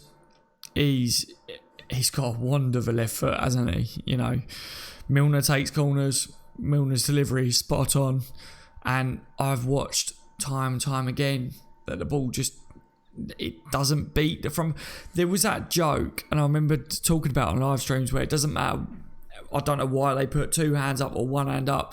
It was always going to the front post. How long did we hear that joke? And that was going around on social media. Every corner just ended up going front post, didn't it? I mean, to me personally, Salah needs, when there's a corner, I'd have Salah on the edge of the box. Yeah. I wouldn't have him take. I'd have Trent taking both sides, an outswinger and an in-swinger. Yeah. That because I think Trent is quite good at doing that, and that's me personally. And then Salah on the end of the box, if it doesn't go in, it's out to him. At least you got somebody there with a bit of flair that can either hit it in or do a wonderful bit of magic to get it back in the box. But Bobby's really good at headers. Van Dijk's really good at headers. When we get Lovren back in, because he will play some part because he's going to rest players, he's good at headers. We've got, oh my God, Fabinho's come in and he's really good at headers from what I've seen from his Monaco days. We've got a lot of players. Even Shaqiri scores with his head. He's good at headers. I know he's a small man, but it doesn't matter about him anyway, does it? Because he could just do a bicycle kick from a corner, couldn't he? Yeah. I can't believe it. First game and he goes and scores a screamer. I know it's like a pre-season but he's only little, isn't he? And what a goal that was, mate. That was fantastic, wasn't it, to see him score like that? What I've told you before, I worked with a load of Manx tonight and they were all laughing that we brought him. And I said, you're only jealous because he turned you down. And they were going, he's rubbish, he's crap and all this. And it was scored against them. And do you know what? On my computer, I just left it on. It was 27 angles of Shaqiri's goal, and you just hear him go, Shaqiri! And the crowd cheering. And I just left it on my computer, locked in the room. They were all sitting there. That's the best thing, man. That's what I would have been doing as well. I'd been winding them all up. I remember when I was young, growing up, everyone around me was Chelsea or Spurs at school, and all they ever did was rub me up the wrong way, over certain players. And I remember one of them, because there was a few of my mates that were like Man U fans, and it was Cantona. Cantona was the one that I hated him, and they used to always wind me up over him. And now those mates, I get to wind them up big time, because I look at how Man United are playing at the moment and I just keep going, look at Pogba. Great bit of play that was by Pogba. So I always send them little snippets that I find online of their playing stuff.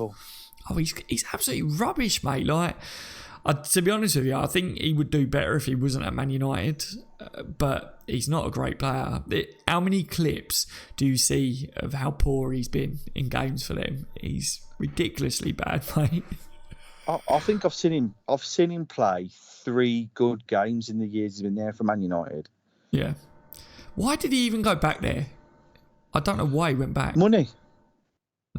I don't care what anyone says. It wasn't because he loves Man U. Yeah. It's got to have been money. I'm not being funny to Juventus. Juventus are a massive club, yeah. They've just bought Ronaldo, yeah. But they haven't got the TV revenue that will pay the players' wages as high as we do. That's why and I honestly think it was money. But yeah, it probably was. It probably was, like you say. I definitely don't think he likes Man United. He makes out like he does, but he definitely don't. Michael says, I would be happy with a 1-1 draw against Spurs. Anyone else? Would you be happy with a draw against Spurs? Yeah. It's a tough fixture. It's away from home against Spurs. They're one of our top 4 competitors. So why wouldn't you be happy with a draw? I would say there. Stephen says, United stand was funny, saying if Pogba goes, United should ask 150 million. He's deluded, isn't he? Oh, Garthbridge. Or Garthbridge, whatever we called him. Do you know, I didn't know of him until recently, to be honest. I didn't know of him until not too long ago. And now, all I ever see everywhere is all this stuff of people calling him, you know what, and it's ridiculous. Absolutely ridiculous. But I think he plays up to it, doesn't he, mate? Am I right in saying that? Do you think he plays up to it? He sits on the fence about Mourinho as well. He's going, I'm not Mourinho out, but he needs to improve. And then he's saying he wants him out. Then he says, but I don't want him out. Yeah. And I'm thinking, what you just said doesn't make any complete sense at all. Am I right in saying this? Because people were telling me, because transfer deadline day, he was on Sky Sports, wasn't he? Yes, he was. Along with the Anfield rap guys were there as well, weren't they? Yeah, and leading up to that, he was Mourinho out, right? And then they asked him about, I think, on Sky Sports, and I think he bottled it. I think they asked him about, should Mourinho leave? And I don't think I didn't see it myself, but I think people said he absolutely bottled it. So, you know, if I sat on this channel and said Klopp out, and I was on Sky Sports, I'd be like, Klopp out, because the one thing that I would never do is change my opinion on something, because I think if you say something and you strongly believe in it, I think you should stand by it, you know what I mean? And United doesn't stand by what he says. Like, it's like, I think there's a few Facebook groups I'm in, and they're always posting like clips of him talking utter crap, like, and when he talks about Liverpool, I don't know what the guy's problem is, but I know they hate us, but he just says Liverpool fans are deluded if they think they're better than United buying a few crap players in the summer. Do you know what I mean? And he was going, Virgil van Dijk isn't better than Bailey, and I said, well, you know what I mean? Alisson isn't in the top 10 keepers. Every player he brought, he dissed them massively. And it's all blue in his face because we're top of the league now. And he doesn't know what to say. And he rather than talk about Liverpool now, he's talking more about Mourinho in or out. You know what I mean? But he's not out, but he wants him out. Yeah. It's mad. I think he's jealous of Liverpool's players, because I think he would like to sign most of Liverpool's players, to be honest, at their club. He's jealous of the football that we play.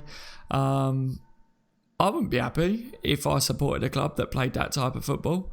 Like I say, I'm happy that we're top of the table, but you know my views. Like I said against Leicester, I was saying that I would have preferred us to be in better in control of the game and more with possession, but it was a good result in the end when you look at it, because Leicester are a good club and we knew that we was going to have a tough game, and we weathered the storm, you know. But you imagine, like, my views if I was watching that crap, you know, like, I think that I'm quite harsh in how I am with my views. Like, I could not watch them play week in, week out. I wouldn't be able to be on YouTube, mate, honestly, because it would just be disappointing. No one would want to watch my content because I'd just be ranting all the time. They celebrated a 2-0 win at Burnley as if it was the best result of the season ever. When Burnley, as we know, had played on Thursday before, so they were all tired. And also, they're one from bottom. I mean, they've not really had a good start to the season. They've not clicked at all. And Man United, it was like, oh my God, you know, Mourinho's the same. Because a lot of the fans now are all saying, oh, well, he's the right man now. He beat Burnley 2-0.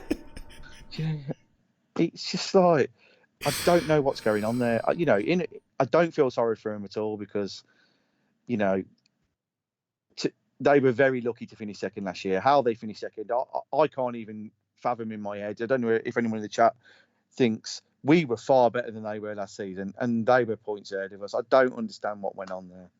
Well, apparently they was the most luckiest team, and we was the most unluckiest team, wasn't it? According to decisions. We had 3 penalties last season. 3 penalties. That's a joke. It's just like... They should look at the refs, shouldn't they? Them.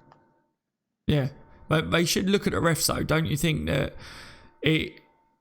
I know that refs do have a difficulty in some situations of viewing. I know that you can't just outrightly turn around and go, okay, like every single ref should be spot on with every single decision, because it's not as straightforward and clear cut with every decision. But come on, mate, like in some of them games, a referee, so many times have they made bad decisions against Liverpool, and it's like, how can you even be a professional referee and make that decision? And you've got to question some of these calls, and why are they not questioned over some of their decisions? You're a professional referee in the Premier League. They should have to answer for some of their decisions, shouldn't they? I agree. They should do. I think we're going to get VAR in. Once VAR's in, we will get more penalties. I mean, do you remember the 0-0 at Stoke? At least 3 clear penalties. Yeah. One checking Danny Ings out in the box, and then the 2 handballs, mate. If I've seen some of the handballs given this season, they're a bit dodgy, but they're the ones against Stoke. They were clearer than that, and they never were given. And to me, the ref needs to come out and say, well, why wasn't that handball given? Are you saying it's ball to hand when he hit it from 50 yards away? Do you know what I mean? Because I think that the ref was saying it was ball to hand, but Salah hit it from 50 yards. You know what I mean? Yeah, I think I remember doing a stream afterwards, and I had a rant about that. I think I was that angry about it.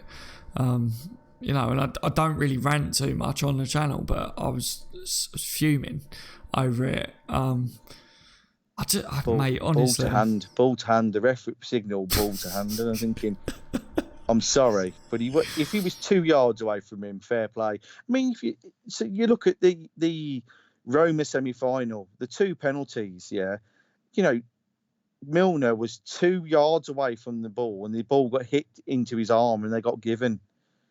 Do you know what I mean? No, they were dubious penalties. I can see why they were giving it his arm, but then you see something like that, and it wasn't given. I'm thinking, what is going on? Is it Daz? And a lot of the chapter on this, I've noticed the standard of refereeing in Europe is fantastic compared to the standard of refereeing here. What's going on here? Yeah, I think that's a massive question for the chat, to be honest, because it was something that I saw a lot of people start to talk about towards the end of last season, that, there is a big difference in the quality, as you just pointed out there. So for those of you that are watching it either back or live right now, what is going on there? Why is there such a big difference in the quality of refereeing between the Premier League and Europe, like out there? Why are the referees so much better? Why are we seeing this crap? Why are we getting the referees that just, they can't seem to make up their mind over some decisions all the time? I get when they make bad decisions, but sometimes, Mickey, and you guys that are watching, I think the most frustrating thing for me is when they're having a debate between themselves, and it's like neither of them know what's gone on, and then they just go, oh no, it's not, or oh yes it is. And it's like, if you can't make a clear-cut decision, then you need to review it somehow, don't you? That's where this VAR will come into it in those situations, won't it? But how hard is it to try and review it? Surely there's a way that they can review it. We've got a 2-tier system in our own country. We've got VAR in the FA Cup. We've got VAR in the League Cup, but no VAR in the Premier League. Doesn't make any sense to me. And it's the same as Europe. For the group stages and the last 16, no VAR. Quarterfinals to final, VAR. Who's making these decisions? I have no idea. I know there's quite a strong difference in opinion out there still over VAR. I know I've seen, some people that are still really not for it. I think that it could possibly slow the game down, because I always said, if you look at, American football, for instance, I don't mean the soccer game, I mean actual American football, how slow their games can be to us, where they can always, take a time out and go and review footage and stuff like that. It could slow the game up, and it could really change the way our football is. But at the same time, there's been so many decisions over the years that have gone against Liverpool, and I think, come on, you know, if VAR could go for Liverpool and help us, then I'll take it. You know, Ty Box says VAR only works as long as the ref adheres to the VAR, though. So, what's your views on that? You know, in that scenario, the ref can overrule VAR. Yeah, they can. Yeah, they can. But in that scenario, then surely, if they overrule it and it is a clear-cut wrong decision, then their neck should be on the line, shouldn't it? Afterwards, you know, then they should really have to pay for it if they're wrong. Well, I don't know. So, to me, we seem to recycle the same old referees. Now, where's these referees that are doing Championship and League One? How are they getting up here? With these referees at the top are making so many big mistakes. To me, it should be, if you make a big mistake, well, next you're in a Championship game next week, and the top Championship refs back now in the Prem, and that's how they should do it. Yeah, I agree. But we've got the same, and then you look at some refs, and you even think, oh, who's the ref this week? Yeah, and Liverpool fans go, oh no, you know, he never gives us nothing. And then on the Saturday or the Sunday whenever we play, he doesn't give us anything. So there's something in there that the FA could look at and say, this bloke consistently gets things wrong for Liverpool. Is there something going on? That's what I have seen things last season that I've looked at from certain refs, and I don't want to say the names because I don't want anyone to sue me or be liable, if you know what I mean. Yeah. There's certain refs that I watch them against Liverpool, and they are purposely against us, and you can just see it. And you see, and sometimes when refs get announced, the club asks questions: why is he refereeing our game? This because he, you know what I mean? And then you go into the game, and he is really, really poor. You know, 50-50 balls. That, you know, I think there was one the other day where Milner put his foot up about knee height, and he did him for high foot. I'm thinking, well, how's that a high foot? And Milner even said, like, you know, only went knee height. Yeah. I think the most annoying thing as well is over the years we've seen a change in football in general. You know, a shoulder barge given as a free kick now. That frustrates me because for us, when we was growing up, we used to, you could get stuck in, especially in derby games. You know, you're looking at the referees being a bit more lenient, aren't you, in those derby matches? Because you think, Liverpool play Everton. You know what you was always used to? You was used to both teams, they want to get at each other. And it's not about injuring, but it's about tough tackles, passion. You know, the fans, the atmosphere's there, the lads, their adrenaline's pumping. You feel it everywhere, you know, and you know you're going to get tough tackles. So you want the referees to be a bit more lenient. But with the way football's changing and you can't even shoulder barge without giving away a free kick, the amount of times I've watched Milner, as you just point out, but Milner, you know, running back with someone and he shoulders him off the ball and he turns and he goes to run away with the ball and pass it on and it's a free kick and the referee blows a whistle. And I think all he's done there is just out-muscled the other player. And I think, why are they giving it as a free kick now? And that is the one side of football that I don't want to see the referees, and if VAR comes into it, the referee go, yes, these are clear-cut fouls and all that silly stuff, because it's getting a bit too dramatic in that sense. Do you miss the days where you could have a bit of a scrap, not a fight, but a scrap on the pitch and be a bit more solid, you know, with the tackles? You know, shoulder barges, mate. There's nothing wrong with a good old shoulder barge, is there? Well, as far as I know, the rules of football haven't changed, so shoulder barges are legal, as far as I know. But how many times do you see a free kick given when Liverpool but never in the box? Have you ever noticed? Never. Yeah. So in the box, the shoulder barge people in the box, and it's never given it. This is the annoying thing, and people in the chat will probably disagree or agree, but there seems to be a two-tier system for refs. A shirt pulling outside the box or a shoulder barge outside the box is given, but inside the box, holding the shirt and shoulder barge, and he's not giving anything. And is that because he's scared? Because this might be seen to a penalty? It needs. We as fans would be more appreciative of a referee that was consistent, and that isn't consistent. Yeah, I think you were spot on there. It's the consistency thing. If you saw, a shoulder barge outside the box and a shoulder barge in the box, both given as fouls, you would go, okay, this referee consistently will give that as a foul. I consistently don't agree with that. What's that, mate? Connor's name, one of the refs. Mike Dean. I'll say it because, I fully agree with that. Mike Dean is an absolute prick. I can't stand him, but yes, definitely. He says he's the worst ref in the country, and Mickey obviously agrees with that one as well. So thank you, Connor, for bringing that one up. Gives us nothing. Yep, definitely. And yeah, for those of you guys that agree with that one, smash the thumbs up. Mike Dean, he's a div, any guys? He's a div. I think what you were saying about referees and just being more consistent, if they gave the same fouls, as you say, in and out of the penalty box, they consistently gave in different matches as well, mate, because I will watch on Match of the Day or whatever, I will watch Liverpool games and a certain ref give fouls for us for certain things, and then I watch him in Match of the Day and you'll see a foul given and you think, that player ain't even got a yellow card for that, but Liverpool just got a yellow card for that foul. I think, what the hell was that about? Remember back when Mane got a red card against City?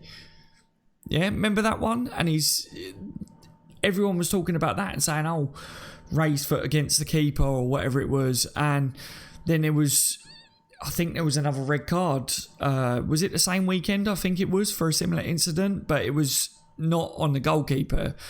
It might have been in the Newcastle game. I can't remember which one it was, but basically people were talking about it and I was going, it wasn't the same. And, the ref was saying that afterwards that it wasn't the same. And I was thinking, there was no difference in it. A raised foot is a raised foot, however you look at it. And these refs need to get their consistency levels right in what they give fouls for and what they give reds for and what they give yellows for as well. As you say, be consistent with it, and at least then we can't moan on that level, but all in general, we have a right to moan because we don't know what you're going to give a yellow card for. We don't know what you're going to give a red card for in some games, and we don't know what you class as a penalty or not sometimes. In that game where we got a penalty and it was like, that's a bit of a light penalty given to Mo Salah because of the way he went down or whatever, and it's like, but that's today's football. There's going to be penalties against Liverpool given for those. I've seen a penalty given against Liverpool for a hand from Lovren on someone's back. What's that all about? He didn't push the player, and this was last season, but his hand was on his back. That's a penalty apparently now. What do you think on that, Mickey? A hand on a bloody back is a penalty. It just baffles me. I mean, take you back to the Brighton game where we scored a goal, if you remember, and it was their own defender that knocked the goalkeeper over, and he gave a foul. As far as I know in the rules, if your own player knocks you over, it's just bad luck. Yeah, get on with it. Do you remember it? Yeah, it's ridiculous. Absolutely it was a clear goal. I looked at the replay. He wasn't touched by the Liverpool. In fact, it was a foul on Firmino, if you think about it. Yeah. Because he was pulled down to the ground. But at the end of the day, their own player knocked the goalkeeper over, and the ball rolled into the net. At the time, I didn't even realise what had happened. But yeah, I know exactly the situation that you're on about. It's so frustrating. At the moment, we can sit and kind of talk and laugh about it. But when these situations happen to you, it's like one of the worst things, isn't it? You get so angry about it. And this is what I say. Someone's got to be the above them. Someone's got to be the power that goes, I'm going to be reviewing your game today. If you make a mistake in it, there is going to be punishments down the line. That's what they need. As you said, there's got to be some form of tier. So if you're a referee and you're on a scale, so you're a Premier League referee, if you make a certain amount of mistakes that we are judging for, you're going to drop down a tier, which means then that if someone's having good games, they're going to end up in the Premier League and you will drop out of the Premier League, and that's what it's got to work at. And I think that was really good what you were saying earlier. These referees need to know that they can work their way up as well. They can drop down a tier, but they can also work their way up, because at the moment, how do people become, these top referees? Because the ones at the top are crap. Yeah, exactly. My brother, he got into refereeing, he did his refereeing and stuff, and he said, yeah, you can work your way up, you can do this, you can do these courses, you can do that and everything. But I said to him, how do you actually end up trying to get into the Premier League and stuff, and you went, oh, it's very long-winded and all this stuff, but I really don't know how you'd end up trying to get into the Premier League, to be honest. I don't see... You're your youngest and your fittest refs. Yeah, there. The ones that Not can keep up most and be on it. Your youngest, because to be honest, a lot of the referees now, the game's that fast with these modern players, especially when we hit them on the break, the refs, when the goal's in, the refs are nowhere near. Yeah. No, I know. I just went to do a Mexican wave and I ripped my headphone out while I was trying to talk to you. DCB was doing a Mexican wave. There you go. See, so to me, I look back in history and I look at somebody like Kalina, the greatest ref ever. Yeah, let the ball. He was always a master at, if there was a foul and the ball carried on, he'd see if they score, and if they didn't, he'd bring it back. Yeah, right? And he was the master at that. Why don't we go to him? Because he does a lot of work for the Italian refs. Why don't we go to him? The Premier League, big money, train these bloody refs how to ref. Yeah, they may need to do something like that, mate. Honestly, I think it's just. Is it laziness? Do you think it's laziness or ignorance? I don't know. I mean, when you listen to some of the refs, they're not being bad to anyone, they sound like they come from public school. Do you know what I mean? Yeah. Right. And then you see some of the refs in the lower leagues and they seem like us, very down to earth, normal guys. And I've seen some championship games and I thought, this referee's good, this referee's good. And I've watched him. And for 3 years, he's refed in the championship. And he's got 99% of the things right. Yet there's refs above him who are getting 95% of things wrong. And I'm not exaggerating. And he's still there. To me, I don't know what's going on. Some of these refs, have they got photographs of the FA, doing dodgy things? With oranges in their mouth or something, I don't know. You know what I mean? Yeah, keep me as the top ref or I'm showing these photos, you know what I mean? Yeah, I see this comment here by Paul, which I think is a good comment. He says, all fans think that refs are biased against their team. Let's not think it's just against us. And I think that's a fair point. It's not just Liverpool that will have fans. Obviously, we've got certain refs that we feel have a thing against us, but other clubs will feel that certain refs have, stuff against them. But in general, refs just need to pull their socks up, don't they? And they need to up their game. And if they did, then us fans could then be told, shut your mouth. We're trying, we're making sure that the level of all referees are at their best. We've got VAR, across the board. We're constantly monitoring it. If there is a mistake that the refs make, we're on top of it. But there is none of that in place. So that's why us fans are all feeling like this and all talking about it. But I think Paul's right that, it isn't just Liverpool that feels like this. I think there's a lot of clubs out there, probably every club, as he said.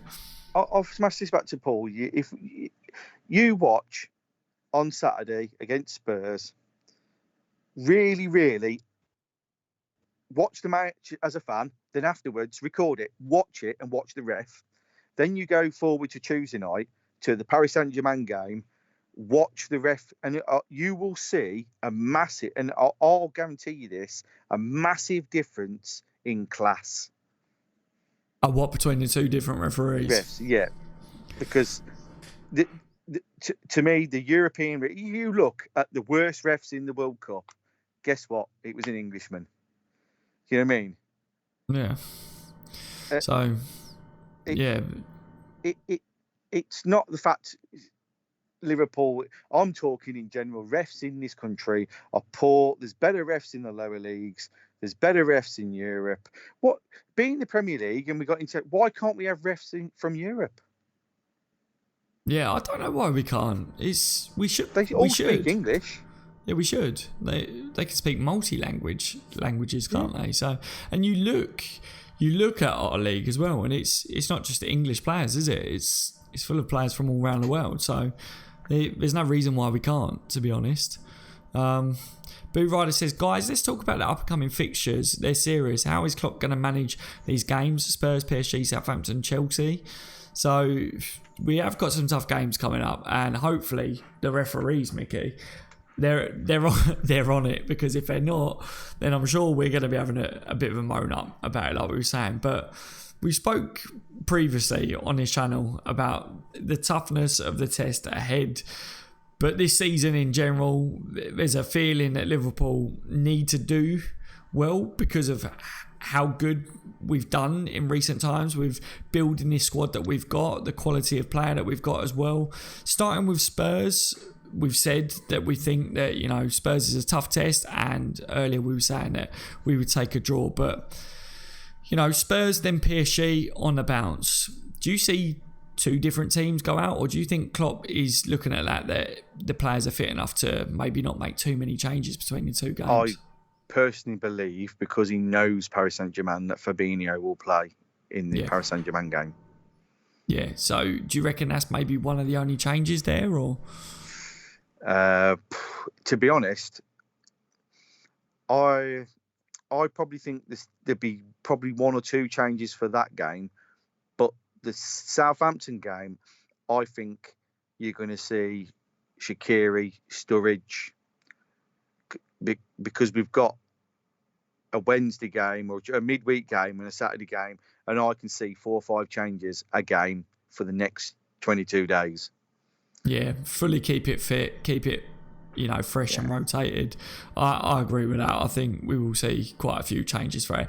I think Klopp's pretty much said it himself, and he said we're going to need all of our players. We're going to have to rotate. That's what it comes down to. It will be tough.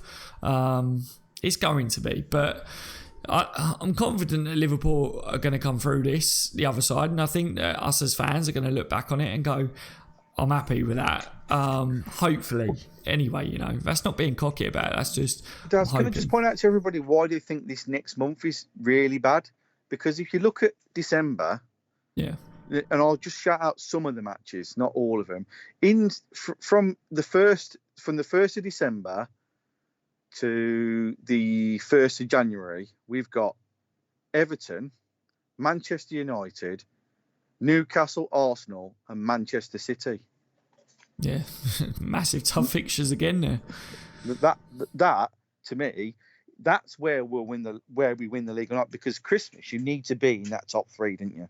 Yeah, I think that period there. I think once we get to that period, I think we're all going to be talking about that's a defining period of the season. To be honest, I think that's the one that everyone will be talking about more than this. I'm wondering, do you think that this one is because of the Champions League group, because we just found out the group and it's got PSG in it, and you know maybe the name, a couple of the teams' names, maybe. I'm not too sure, or whether people are just not looking that far ahead in the season yet. Possibly. I think if we'd drew the Moscow team that was in pot 1 and somebody else really mediocre in pot 2, I think people wouldn't be looking at this. I think people are too worried about Paris Saint-Germain. I think they need to be worried about us. They've got to step it up a gear, because not being funny, the French league is 2 gears below the Premier League. Yeah. They have it easy. Neymar's helped us massively by coming out with his stupid comments. He's going to get booed. And to be honest, I remember teams in history that have always slated a team before. Guess what happens to them? Well, they get beat. It's just, all Klopp needs to do is his team talk at the start of the match. He's pin up the newspaper article of Neymar on the wall and walk out. Yeah. Do you know what I mean? That's all he needs to do. Yeah, that's the one thing that you don't want to do. You know, in the world of football, these players, they're competitive, right? They're football players, so they will have this competitive streak in them, and I think the players that Klopp's brought in as well, they have this drive, don't they? They all seem to have it. It's the sort of player that he likes to bring in. So yeah. Definitely, I think Klopp will rile them up enough, and then probably, as you say, just before maybe they leave the changing room or something, he might just throw that one out there just quickly before they leave. Oh, and by the way, don't forget what Neymar said. You know, get it, be like, oh yeah, he's getting it. He's another Harry Kane for me.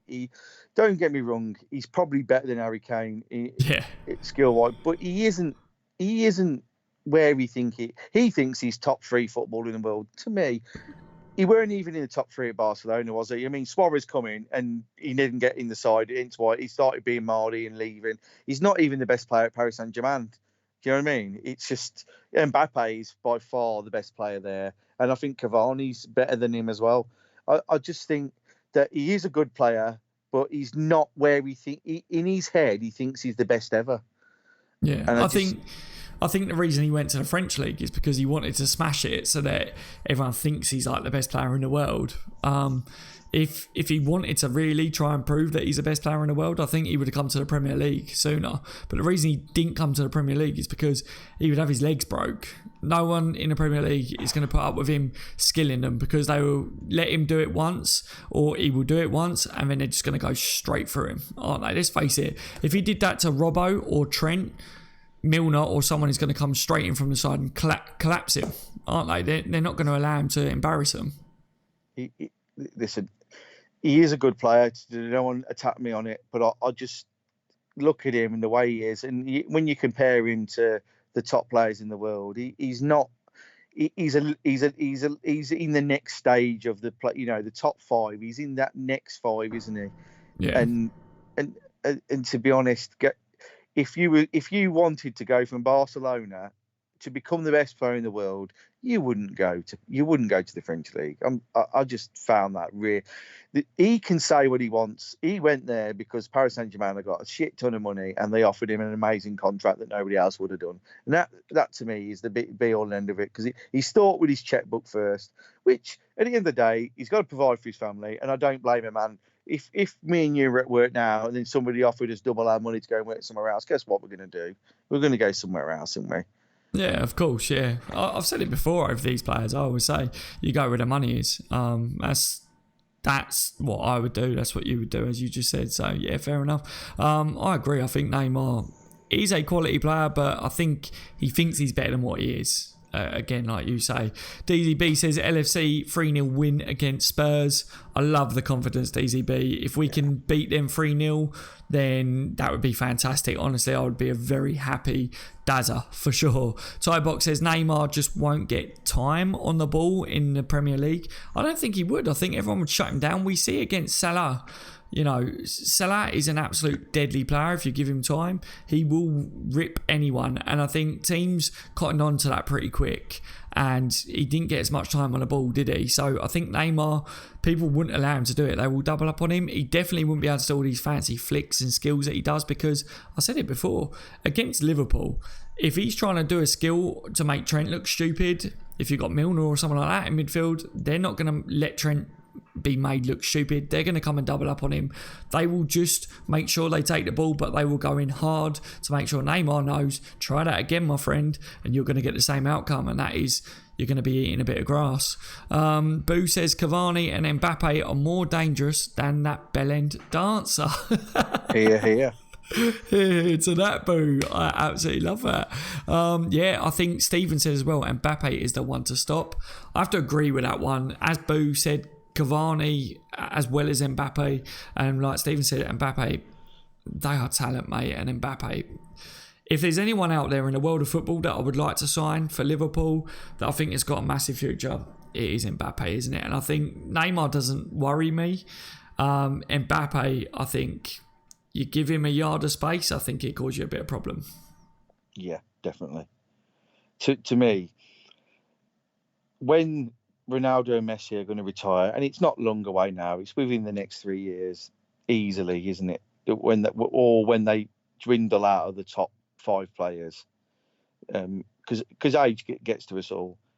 To me, Mbappe is going to be one of those players that takes the mantle. Yeah, I think so. To be honest, we were talking about Neymar, thinking he's better than what he is. I think Mbappe is going to overtake Neymar. And I'm going to laugh so much. He's already above him. Yeah, do you guys agree with that? Do you think Mbappe is better than Neymar? Because I would have to say I think he probably is up there anyway, as you're saying. Mate, if Liverpool had a £300 million budget next season to buy on players, I'd smash it all on him. Just one. Yeah, I think so. I think with today's market, I think in 2-3 years' time, you'd get your money back on him if he wanted to go somewhere else anyway, to be fair, down the line. But what a player. And I think if you added him to the attack that we've already got, I think we would literally destroy anyone out there. Plus with how good we are defensively now as well. Box says, if Neymar gets cocky, I can see all our players taking their turns to kick him. Just lining up and booting him one. AS says, I don't know why people are happy with a draw at Spurs. Man City will go there to smash them, and so should we. So AS is pointing out that we should be going there to smash them. I think we are going there to, try and smash them. I think that is what Liverpool players are having in their mind, that we're going there to get the 3 points. But Spurs are a good team. For me, they're going to be in the top 4 this year. I said it, I think for me, City, Liverpool, Chelsea and Spurs are in my top 4. I think all 4 of them have good teams. You saw what Spurs can do already this year to another so-called top team, but yeah, I think that if you underestimate Spurs, then they can perform as a squad. I think they know each other as players.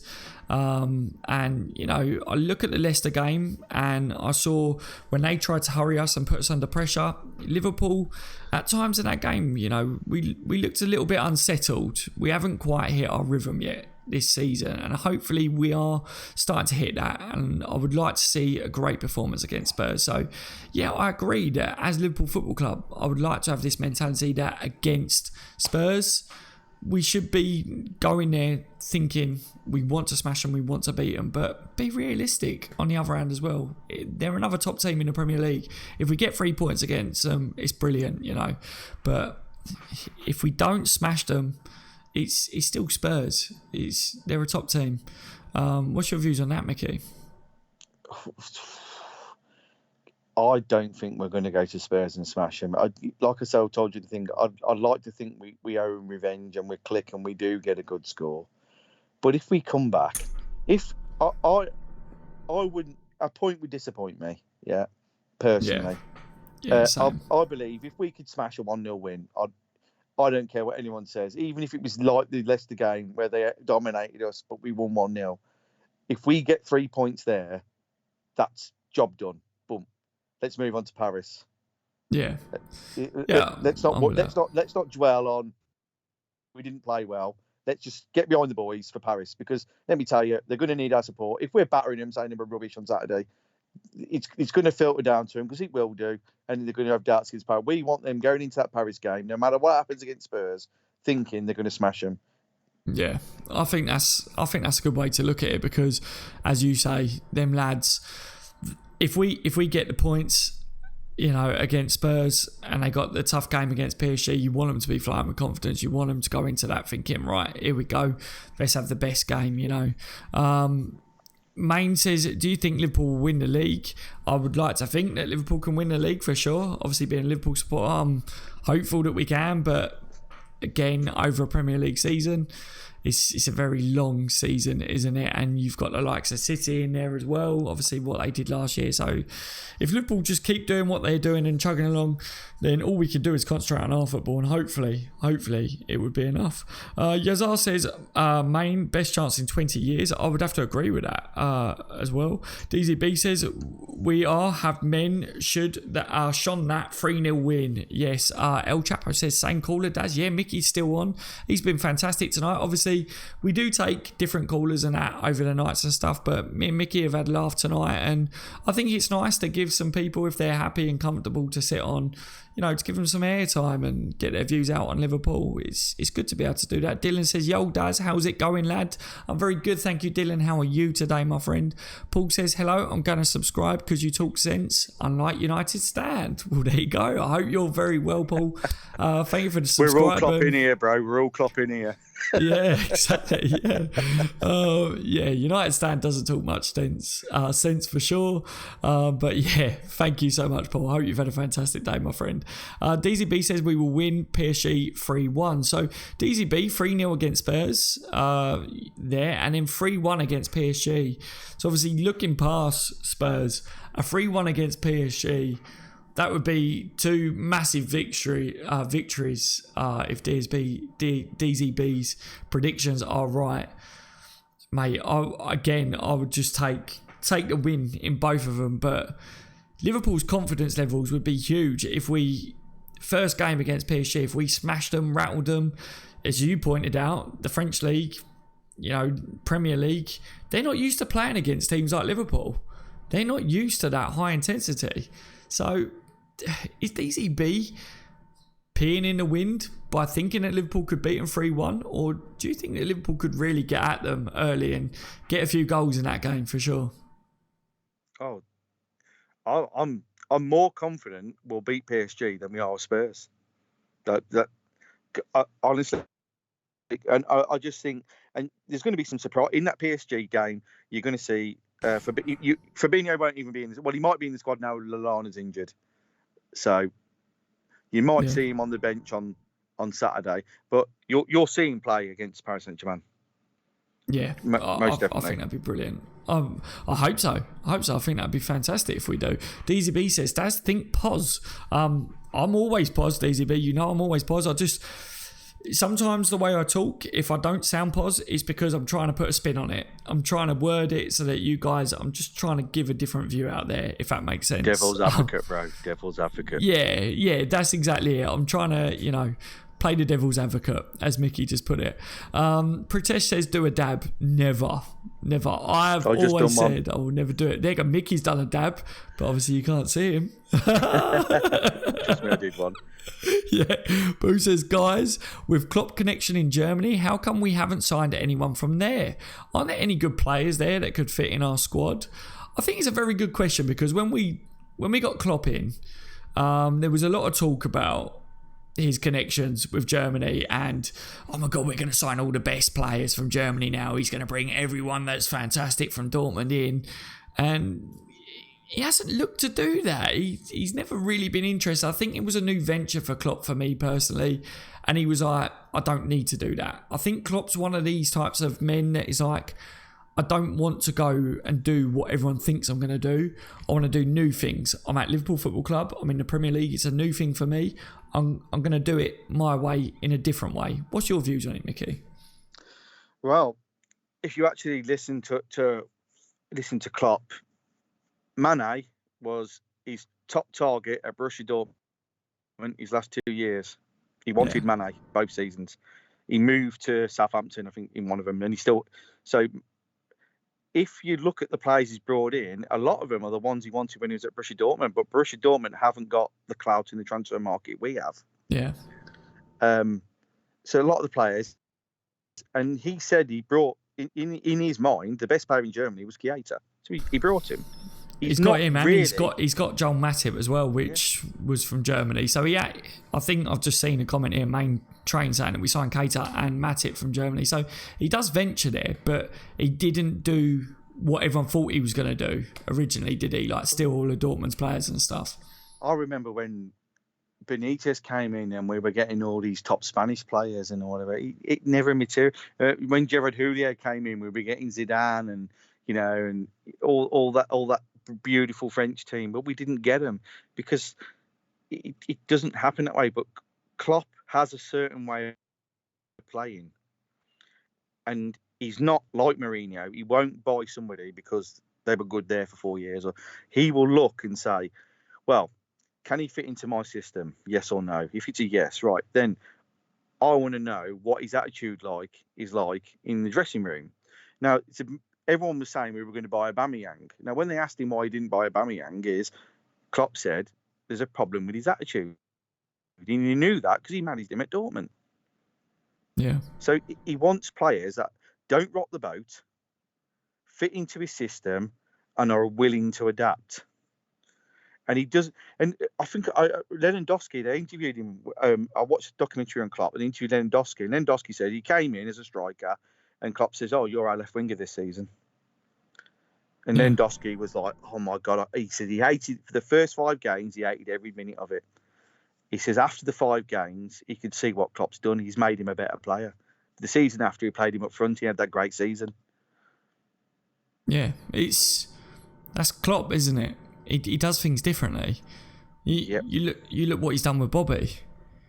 You know, moving Bobby position, and he just sees things differently to everyone else, doesn't he? Look at Rafa Camacho. He says, he's a midfield. He's like an attacker, and Klopp says he's not. He's a right back.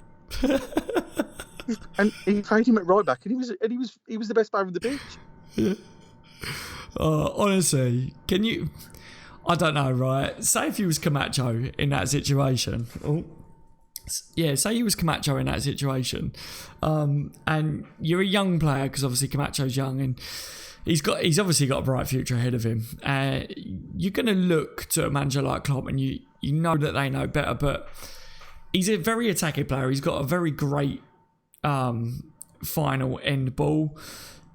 As a football player, as a young football player, maybe you look at, right, I want to be one that scores goals. I want to be one that gets headlines. Not every player wants to do that, but I was a young player like that. And I know a lot of football players that was like that as well. If you're Camacho right now, do you listen to Jurgen Klopp saying, no, you're a right back, mate. You know, forget about all this. You're going to be up top banging in goals and lefts and right crosses and stuff like that. If you've got a future at Liverpool, it's going to be at right back.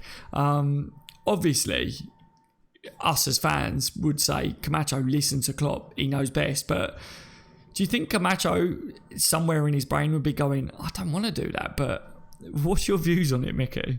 Well, to be honest, I think half these players want to play for Klopp. Yeah. And they don't care where he plays them, as long as he puts them in the side. I think they want to run through walls.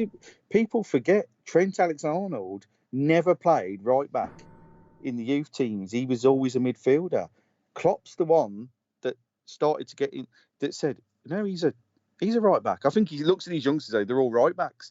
But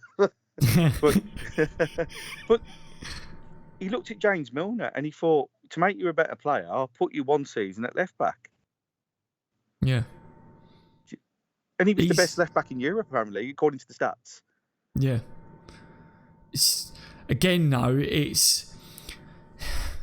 This is where, do you know, with like Buvac, and people are saying, oh, if Buvac isn't there, I'm worried because, you know, how's Klopp going to do that? Buvac, the brain with not by his side. But you read players, or you see players' interviews talking about Klopp, and they talk about how Klopp's improved me as a player since I've played under him. How Klopp is. Klopp has noticed things since I've signed for Liverpool. Klopp has pointed out this about my game that I didn't even know how to improve on. I've not seen them say Buvac did that and Buvac did this. It is very much about Klopp, isn't it? And it just goes to show that it is a lot about Klopp. And Klopp, he can't have rode all these years on Buvac, can he? You know, it just wouldn't have happened. Surely Buvac would have been a manager and Klopp would have been the assistant, wouldn't he? To be honest, a good manager does need a good assistant. Yeah. But as Ferguson proved, you can change your assistant every year and still win the league and stuff. The manager's still the manager. It's a bit sad what happened with Buvac. We don't know the story. I don't think we'll ever know the story. I think they're trying to bury it because he's still employed by Liverpool Football Club at the moment, and that's official. So to me, something's gone on there, more than what they're saying, and I don't think he'll ever come out, and that's why they keep him on the book, so he can't go out and sell his story to the press. So we can all speculate that it was an argument over this and over that. I don't know, or this Arsenal approached him and all that. But I don't think Klopp would have stood in his way or done any. You know, if Arsenal come in for him, Klopp would have patted him on the back and says, "Go on your own. Let's see what it's like." Do you know what I mean? That's what because Klopp's that kind of bloke, isn't he? You know what I mean? Yeah. But to me, I've always rated Lindelof anyway. Yeah, I think from what I've read and what I've seen, I mean, other than that, I don't have an opinion, but apparently he's a great coach. Oh yeah, I mean, he was highly thought of, and he went off and managed that club, didn't he, on his own? And obviously, it went a bit. Well, he actually resigned. He didn't get the sack. So people are saying he got the sack, but actually he resigned. So he weren't happy with some of the promises were broken and whatever. But Liverpool, straight as soon as he got resigned, Klopp says he's the man. I want him. Boom, bring him back. He was brilliant. You know what I mean? And I think Linda's is more important to Klopp's vision of the academy in the first team being one, because Linda's knows everything about Liverpool academy. Yeah, he's like that golden link, isn't he? Yeah. Well, honestly, there's no coincidence that Jones is breaking into the first team just as Linda's is there. There's no coincidence to me. Yeah. No, I agree with that one. I think that was a great point at the end there as well. Linda's, people are saying, is Linda's going to do things differently? Are we going to see Liverpool play differently because of Linda's being a coach instead of Buvac? Do you think we are playing differently now this season? I wanted to just get your views on it. Do you think Linda's has a part to play on that side of it, or do you think that is something that Liverpool is going to address anyway this season? For me personally, I think Liverpool was always going to work on our defensive side of our game this season, and I think obviously the coaches all work with the players on it. But what's your views on it, Mickey? Do you think Linda's is part of this now? I don't think we're playing any different to we was last season. The difference is we're not making them stupid brain fart mistakes that we were making early last season. Yeah. Because you think the first 4 games last season, we were a bit lethargic and we lost points. Yeah. I mean, the opening game of the season, Watford, we played exactly how we played against Crystal Palace, but drew 2-2 instead of winning 2-0. Exactly the same. You look, there's so many comparisons where we've just been a little bit better. And it's this style of football under Klopp, under the years I've watched him, takes 2 months to click into place to where we see it in December, January, February, March. We're smashing teams 5-0. It takes time. There's a lot of airs and things to go out. You know what I mean? The players aren't the fitness. Because what people realise at the start of the season, 90% of the training is fitness and nothing with the ball. It isn't till after this international break where the fitness is now up to maximum. They don't start with the ball. They even in these 4 games, they're doing less ball work than they're doing more fitness. And people don't understand that. I've been in and around football clubs that deal with this kind of thing. And that's why it takes clubs so long to build up into a machine. Even Man City last season, they would come back from 2-0 down and win 3-2 or drew 2-2. They weren't all conquering until come October. Yeah, everyone's kind of in this similar boat, isn't it? And it's about being at the top or in and around the top of the pack until everyone starts to click. And when it clicks for you as well, you want to be where we are at the moment, really, don't you? Obviously, we're right up there. So we were too far behind last season. Yeah, too far behind. We were too far behind by the time it started, wasn't it? Yeah. And hopefully this year we're where we still are at the moment and at the top. That's where we need to be. And that's why we have started good, because I think that we've tweaked defensively is my personal look on it. I think now instead of just thinking attack, I think that we're thinking attack at certain times of the game, certain periods of the game is attack, know when to attack, know when to hold shape, know when to stay compact at the back. And I think you can see that as well. I think you can see sometimes for me that the players are thinking, normally I would make a dart and run forwards, but at this point in time, I need to hold my shape here. I think I've noticed that in some of the games that a player goes to run forwards and then one of the players calls him back and he will hold.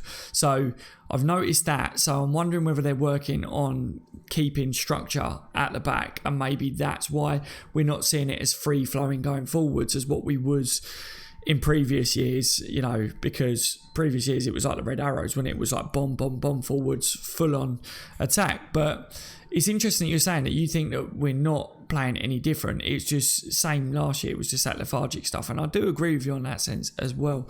Once it clicks, mate, I think everyone needs to watch out for Liverpool for sure. I think it's going to be amazing to watch. Shout out to Leicester. Leicester played a game, that cut out our midfield and it worked for them. Yeah. So we're going, we played bad, but did we, or was it Leicester played that good? Very possible. I think, to be honest, I said it, I think I've got a lot of respect for Leicester because I think they did really well. I think, yes, we was away, but I think too many teams don't try and play against Liverpool. Leicester tried to play their game. They tried to play at Liverpool. They had a set way that they wanted to try and beat us, and they could have took points off us in that game. I think, the way they played, I think fair play to them. I really enjoyed it, like in the sense of watching a team actually trying to play football against us for once, not just same old boring rubbish. It was nervous, and I didn't enjoy watching Liverpool at spells be hurried too much. And as I say, I wasn't impressed with the way we kept the football, but throughout the season I think that we would do a lot better in those situations. But as you say, it could well be that Leicester were just really, really good in that game for sure. Yeah. Well, if to me, I looked at the game, I was nervous. I was a little bit like you, but if you look, they never really, really had that many chances, and the only goal they scored was from a mess up again. Yeah. Take away, if he'd have kicked that ball out for a corner or kicked it away to Van Dijk, like he should have done, instead of trying to nutmeg him again, it would have been 2-0. Yeah, I think so. And it wouldn't have been so nervous towards the end. I think as fans, we would have gone, well, that was good. It still would have been the same game. Leicester had nothing to lose being 2-0 down. They went for it. Yeah. They went for it. And fair play to them. They did well. People, listen, I watched them against Man United. They were better than Man United. They should have won that game at Old Trafford. Yeah. They're a quality team. I've said it for a while now. I think Liverpool should be fishing around Leicester for some of their players, because I think they can play a system that isn't too far off what we play sometimes, with the way they press and that. I think that Klopp would be looking at some of their players and going, oh, hello, I might be able to pinch you down the line, Stephen says, game management has improved dramatically. We're not blowing teams away and losing possession or drawing the game, or losing and not drawing a game. More maturity throughout the team. I think, I've seen that for definite, Stephen. I think that's spot on there. Alejandro says he bought all the right pieces for that reason. Keita and Alisson are making an impact right away. If Fabinho and Shaqiri will bring us extra energy when they get in regularly. I agree with that one as well. I want to say a massive thank you to you, Mickey, for calling into the show tonight and being on. I think you've been top drawer, mate. We've had great laughs on this call-in, and you've been fantastic with your views as well tonight. But we've been on, I don't know what time you did call in on the show, but this stream's been going for nearly 3 hours, I think. So you've been on for a couple of hours, I think. Oh my God, it's 3 minutes past 12. Time flies by when you're having fun. Indeed. Let's talk Liverpool. That's what it's all about. Well, just a big shout out again for everybody for that First Team Juventus on Netflix, if everyone's bored this weekend. Yeah, definitely. I think if you ain't got anything to watch, guys, Liverpool aren't on. So yeah, definitely give that one a look up. And I hope that you've enjoyed, obviously, our conversations on today's stream. Mickey, you've been fantastic, mate. We spoke about loads of stuff, loads and loads, haven't we? You enjoyed it, mate? You enjoyed being on for so long tonight? Oh, fantastic, mate. I could talk Liverpool all day. It's just, what I mean? It's one of the things. I've been looking to get into podcasts myself, if you know what I'm saying. Yeah, well, you've got a home here, mate. You've got a home here. If you want to do more with me, then join the team, my friends, because I'm looking to expand the team for sure at the moment. So, yeah, I mean, I'm buying all the gear anyway, Mike. Well, I did. Quick story before you go. I did buy a microphone for £200, and it don't work. So it's gone back. Oh, mate. Well, at least if you buy a mic for £200, that means that you ain't got to buy another handbag for that £200, hopefully, because that's what happens. Depends how much money you're winning at Spurs. Oh, well, what you betting? What bets are you putting on for Spurs? Well, I've got two bets. I've put £10 on Liverpool to win 4-0. Yep. And then I've gone for a more realistic 3-1 Man to score first. There you go. There's some good ones there, mate. I never end up really doing anything like that, because I guarantee you, if I place a bet on, I will lose. I don't have any luck whatsoever, so I gave up many years ago. But if any of you guys want to place them bets, same as Mickey did, and get on it, and hopefully you win some money, mate, because that sounds good. I'll take that for sure. I remember I put a bet on Liverpool to beat Roma 5-2 in the semi-final, and I cashed out at 3-0. And we won 5-2, and I would have won £1,000. But instead of 110 quid, and I was kicking myself. I bet you was. But that was one of them mad bets. I have a mad bet and a realistic bet.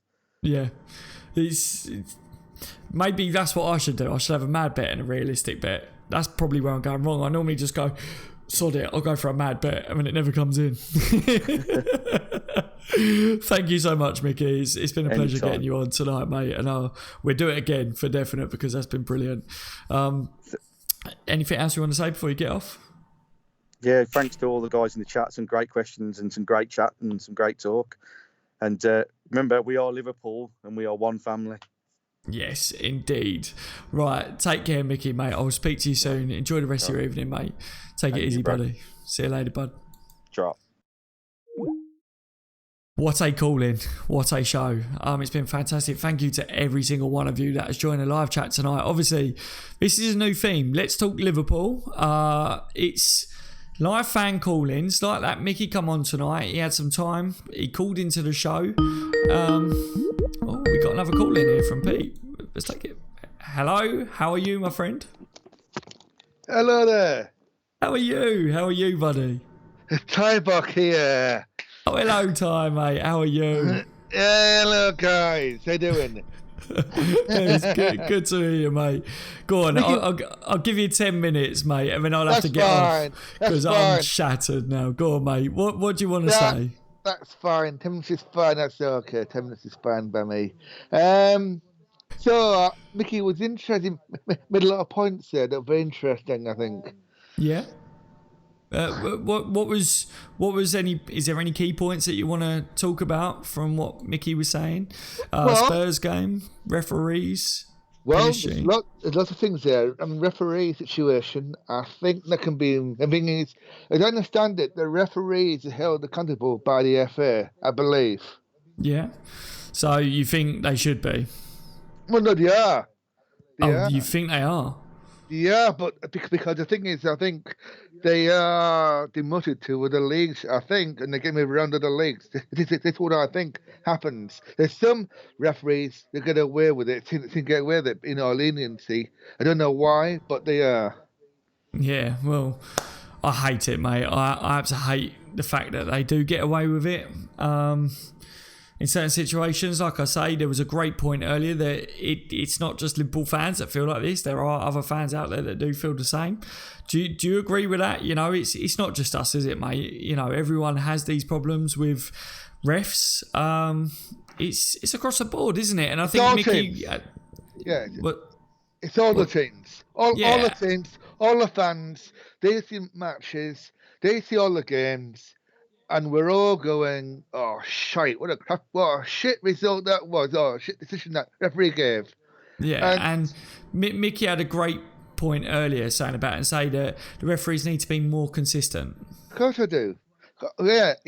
And I was saying the same earlier. I said earlier in the chat that I was saying there needs to be some kind of decision made with referees on what gets penalised for what. Yeah. Yeah, for definite. Mickey's just asked a question here. He said, what's your opinion on the Anfield expansion? Good one, Mickey. I'm going to come to that.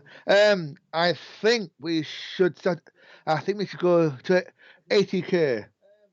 So up to 80,000. And then go from there if we need to. Go from there. Where would we go? 80,000 seats. What was your views on, obviously, the COP? Because we were talking about the COP and don't put hospitality seating in there if you're going to end up doing the COP. It's a very tricky situation that we find ourselves in with it, but we definitely need to expand, don't we, mate? What I said there regarding the COP was, I think we should make it a two-tier system. Yeah. two-tier. Make it two levels. Yeah. And is that the last part? Do you think we should be working on the COP last, or because we were talking about that earlier, leave the COP until last? I think we should first. I think the main standard's been done. I think we should do next is a scenery stand, and make that balance so it looks the same as a main stand, and make them look even. Yeah. What's your views at the moment as well, Ty, on, obviously, we're looking at, they're talking about the local council and the concerts, American football games being held, boxing events and stuff like that. Do you feel, that Liverpool will be able to come to some sort of arrangement with the locals, or I'm with all what's that. your views? I'm for all that. I'm for rock concerts, anything to go there. Rock concerts, theatre, whatever can go there while matches aren't on. They should do that. They should have things on, or even or banquets or whatever they want to do, and make use of that. And it's all good for Liverpool. End of the day, because Liverpool makes revenue from it. Yeah, anything that makes Liverpool revenue is good for Liverpool Football Club, but I guess the argument that's there is for those that live locally to the stadium. That's the one thing that I always have to point out. I don't live locally, but Mickey said earlier that for him, he said, if you do live locally like that, one of the comparisons would be if you buy a house next to a train station, that a train comes down on the track. So, it's just one point that Mickey had to point out there earlier. Here's a point that wasn't raised, and I think should have been raised. Yeah. Is that if you look at, I understand it, that Old Trafford has got its own train station that goes to this, has got a train station that goes to the stadium, Old Trafford. Yep. Now Liverpool needs to have a train that can go to the stadium, to Anfield or close to it. They were talking. I read an article about this, and they was talking about trying to sort something like this recently. I don't know whether anything like this will end up happening, so again, it's just briefly something that I did catch. But Mickey's saying a tram is on the plans. Good idea. I did see myself when reading over this that they have got something in the pipeline, but again, it's all if they end up going through with everything and stuff like that. So, but they do need something like that. I guess it will help. Alternatively, as I said earlier in chat as well, if we did expand, there'd be a limit of, if we expand as we are now, I think there'd be limits on how far we can can expand to. If we were to go to Stanley Park, for example, and bear in mind that Everton are moving to the docks, I understand. Yeah. That means that Goodison Park will be surplus to requirements. Now, if we could acquire, if we moved to Stanley Park, and we kept Anfield, and then built a new stadium in where Stanley Park is, and then bought Goodison Park too, we could have a massive stadium for scope to do scope there. We could have a massive training facility right next to Anfield. So you're on about putting a training facility there then? Yeah, well, why not? Why have it right close together? Yeah, obviously, guys in the live chat, and anyone, if you end up watching this back, obviously this fight is 3 hours, but let us know your views on that. Do you agree with Ty Bock there that you could end up doing that? Mickey says, Nigel, I think you're right, because he's saying, I think they had trams in the 30s and 40s. I need to ask a relative. Naveen says, when will Fabinho play? After the international break, we will see him feature for Liverpool. Ty, I need to ask you this because your voice sounds familiar. After the Champions League final, did we meet on the way back down at the services? I'm afraid we haven't met ever, unfortunately. I'd like to say we have, but we haven't met ever, unfortunately. Right. Because I was going to say, your voice sounds so familiar. And I remember one of the supporters that I met on the way down in the services, you sound just like him. When you called into the show before, I was like, oh my God, it sounds just like him. I forgot to ask. Well, I must say this, is that I have agoraphobia. So chances are that I don't go to see I've not watched a match ever. So right. Unfortunately. No, that's fine, mate. I had to ask it because I remember when you called in before and I was like, oh my God, he sounds just like the lad that I met on the way down from the Champions League final. But anyway, have you got anything else that you want to point out, mate? Mix up where am I from? Well, I live in Shropshire right now, but I've lived all over the place. I've got an East Cleveland accent, so at least I live in the Middlesbrough area, and over that way. It's the Teesside area to live. So that's where my accent is from. There you go. Anything else that you want to bring up that obviously we spoke about in tonight's show? How long have we got left before you cut off? Mate, if you've got something else that you want to bring up, I'm all ears, mate. And so Nakeeb says hi, Daz, mate. Hi, Nakeeb. I hope you're well today, my friend. All right, guys. Well, I'm getting a bit tired, but I will add a few more things. What do you think about Klopp? About getting players from Germany. Do you think he's looking for players at Germany, or do you think he's actually going to get players from other countries like Italy, Spain, France, or what? Obviously, there's talk about the about now targeting maybe players from Spain because. We just got that new scout, didn't we? Into the club, so we may see players start to join us from Spain. So we'll have to see on that one. I think, as people were saying in the chat, we have bought some players from Germany. One of the points I wanted to point out was Klopp didn't do what everyone expected him to do, and that was raid Dortmund and go all out in the sense that we thought he would. But I think Klopp's clever. He knows the type of player that he wants, whether that's from Germany, England, Spain, wherever it is. I think if Klopp sees talent in someone, he will target them. He will go for them. And that could be at any stage of someone's career because, he speaks about the players that he signed at Liverpool now. And he says, you know what, I was aware of them years ago.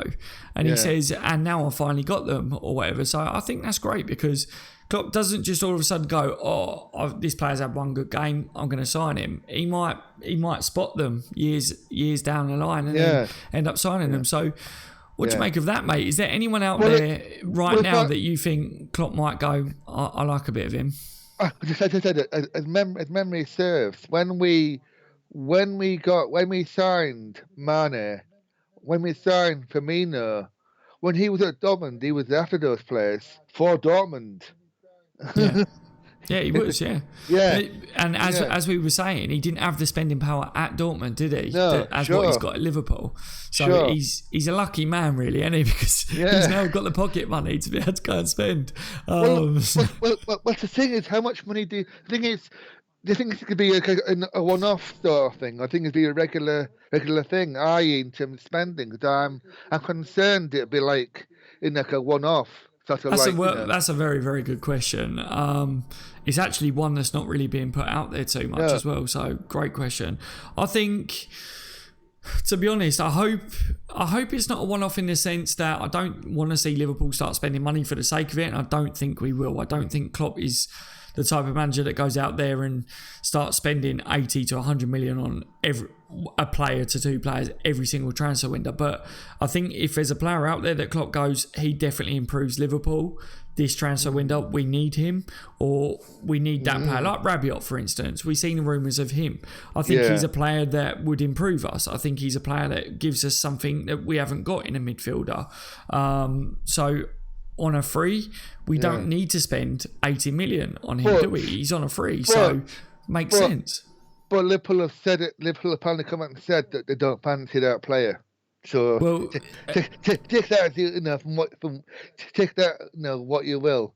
I think with this, Liverpool come out and said they're baffled by the reports of it. But exactly. Yeah. The only thing that I would say with that is because the reports from ESPN are saying sources saying that Klopp spoke to the player, Liverpool spoke to the agent. They've got to be so careful because of this tapping up stuff. So it does make sense that Liverpool would deny this. And my overall look is, why wouldn't Liverpool be interested in a player on a free that the whole world of football, every top team out there would want and be interested in? Rabiot is my look at it. So I think it would be a bit silly to say that Liverpool wouldn't be interested in trying to acquire him, because I think most top clubs would, but especially because he's on a free. If he wasn't on a free, then for sure I would say it's a bit iffy. But yeah, ESPN sources, I never believe these articles that say our sources, because it's like, is it ketchup, is it mayonnaise, which one is it? But I just think it's about spending right, it's about spending smart, and I don't want to see Liverpool spending for the sake of it. I don't think we will, as I say. But Liverpool now financially, and if we do get these things down the line, that we could hold these events as well that will help financially. If FSG do end up selling a majority stake in the club to an investor or whatever, that will help us financially to be able to compete with City. Sure. Other top clubs, then I think down the line, we should be able to financially spend on some of these world-class players, or on a Virgil every now and then, on an Alisson. But it doesn't necessarily mean that we do it every transfer window, is the way I look at it. Just when we need to strengthen in an area that Klopp sees or identifies that we need to. I agree with that. Yeah, I agree with him, because you're right. There's not every occasion where we're going to end up spending a huge amount of money on, I say, an Alisson, a Virgil van Dijk, etc. I mean, there was a question someone said, I think a while ago. I think it might have been in this group and not in this chat, in another term, and it was saying, which play would we get from Man United? I.e., what as fans would we have in Man U? And a lot of people were saying Pogba and stuff. And now Pogba recently come out the other day mocked Liverpool. Yeah, he liked that comment, wouldn't it? Laughing at our title chances. Exactly. Yeah, I wouldn't take Pogba at Liverpool at all. If anyone, each to their own and all that, but if you said to me you could have Pogba at Liverpool tomorrow on a free, I would say, no thanks, you can keep him, to be honest. When before he went there, before he about to go there, I was going to say, yeah, let's go from that, let's have him. And now the thing is, the trouble is that Mourinho tends to ruin players. He gets someone like a good player like Pogba, who was very promising, and he tends to ruin them, in my view.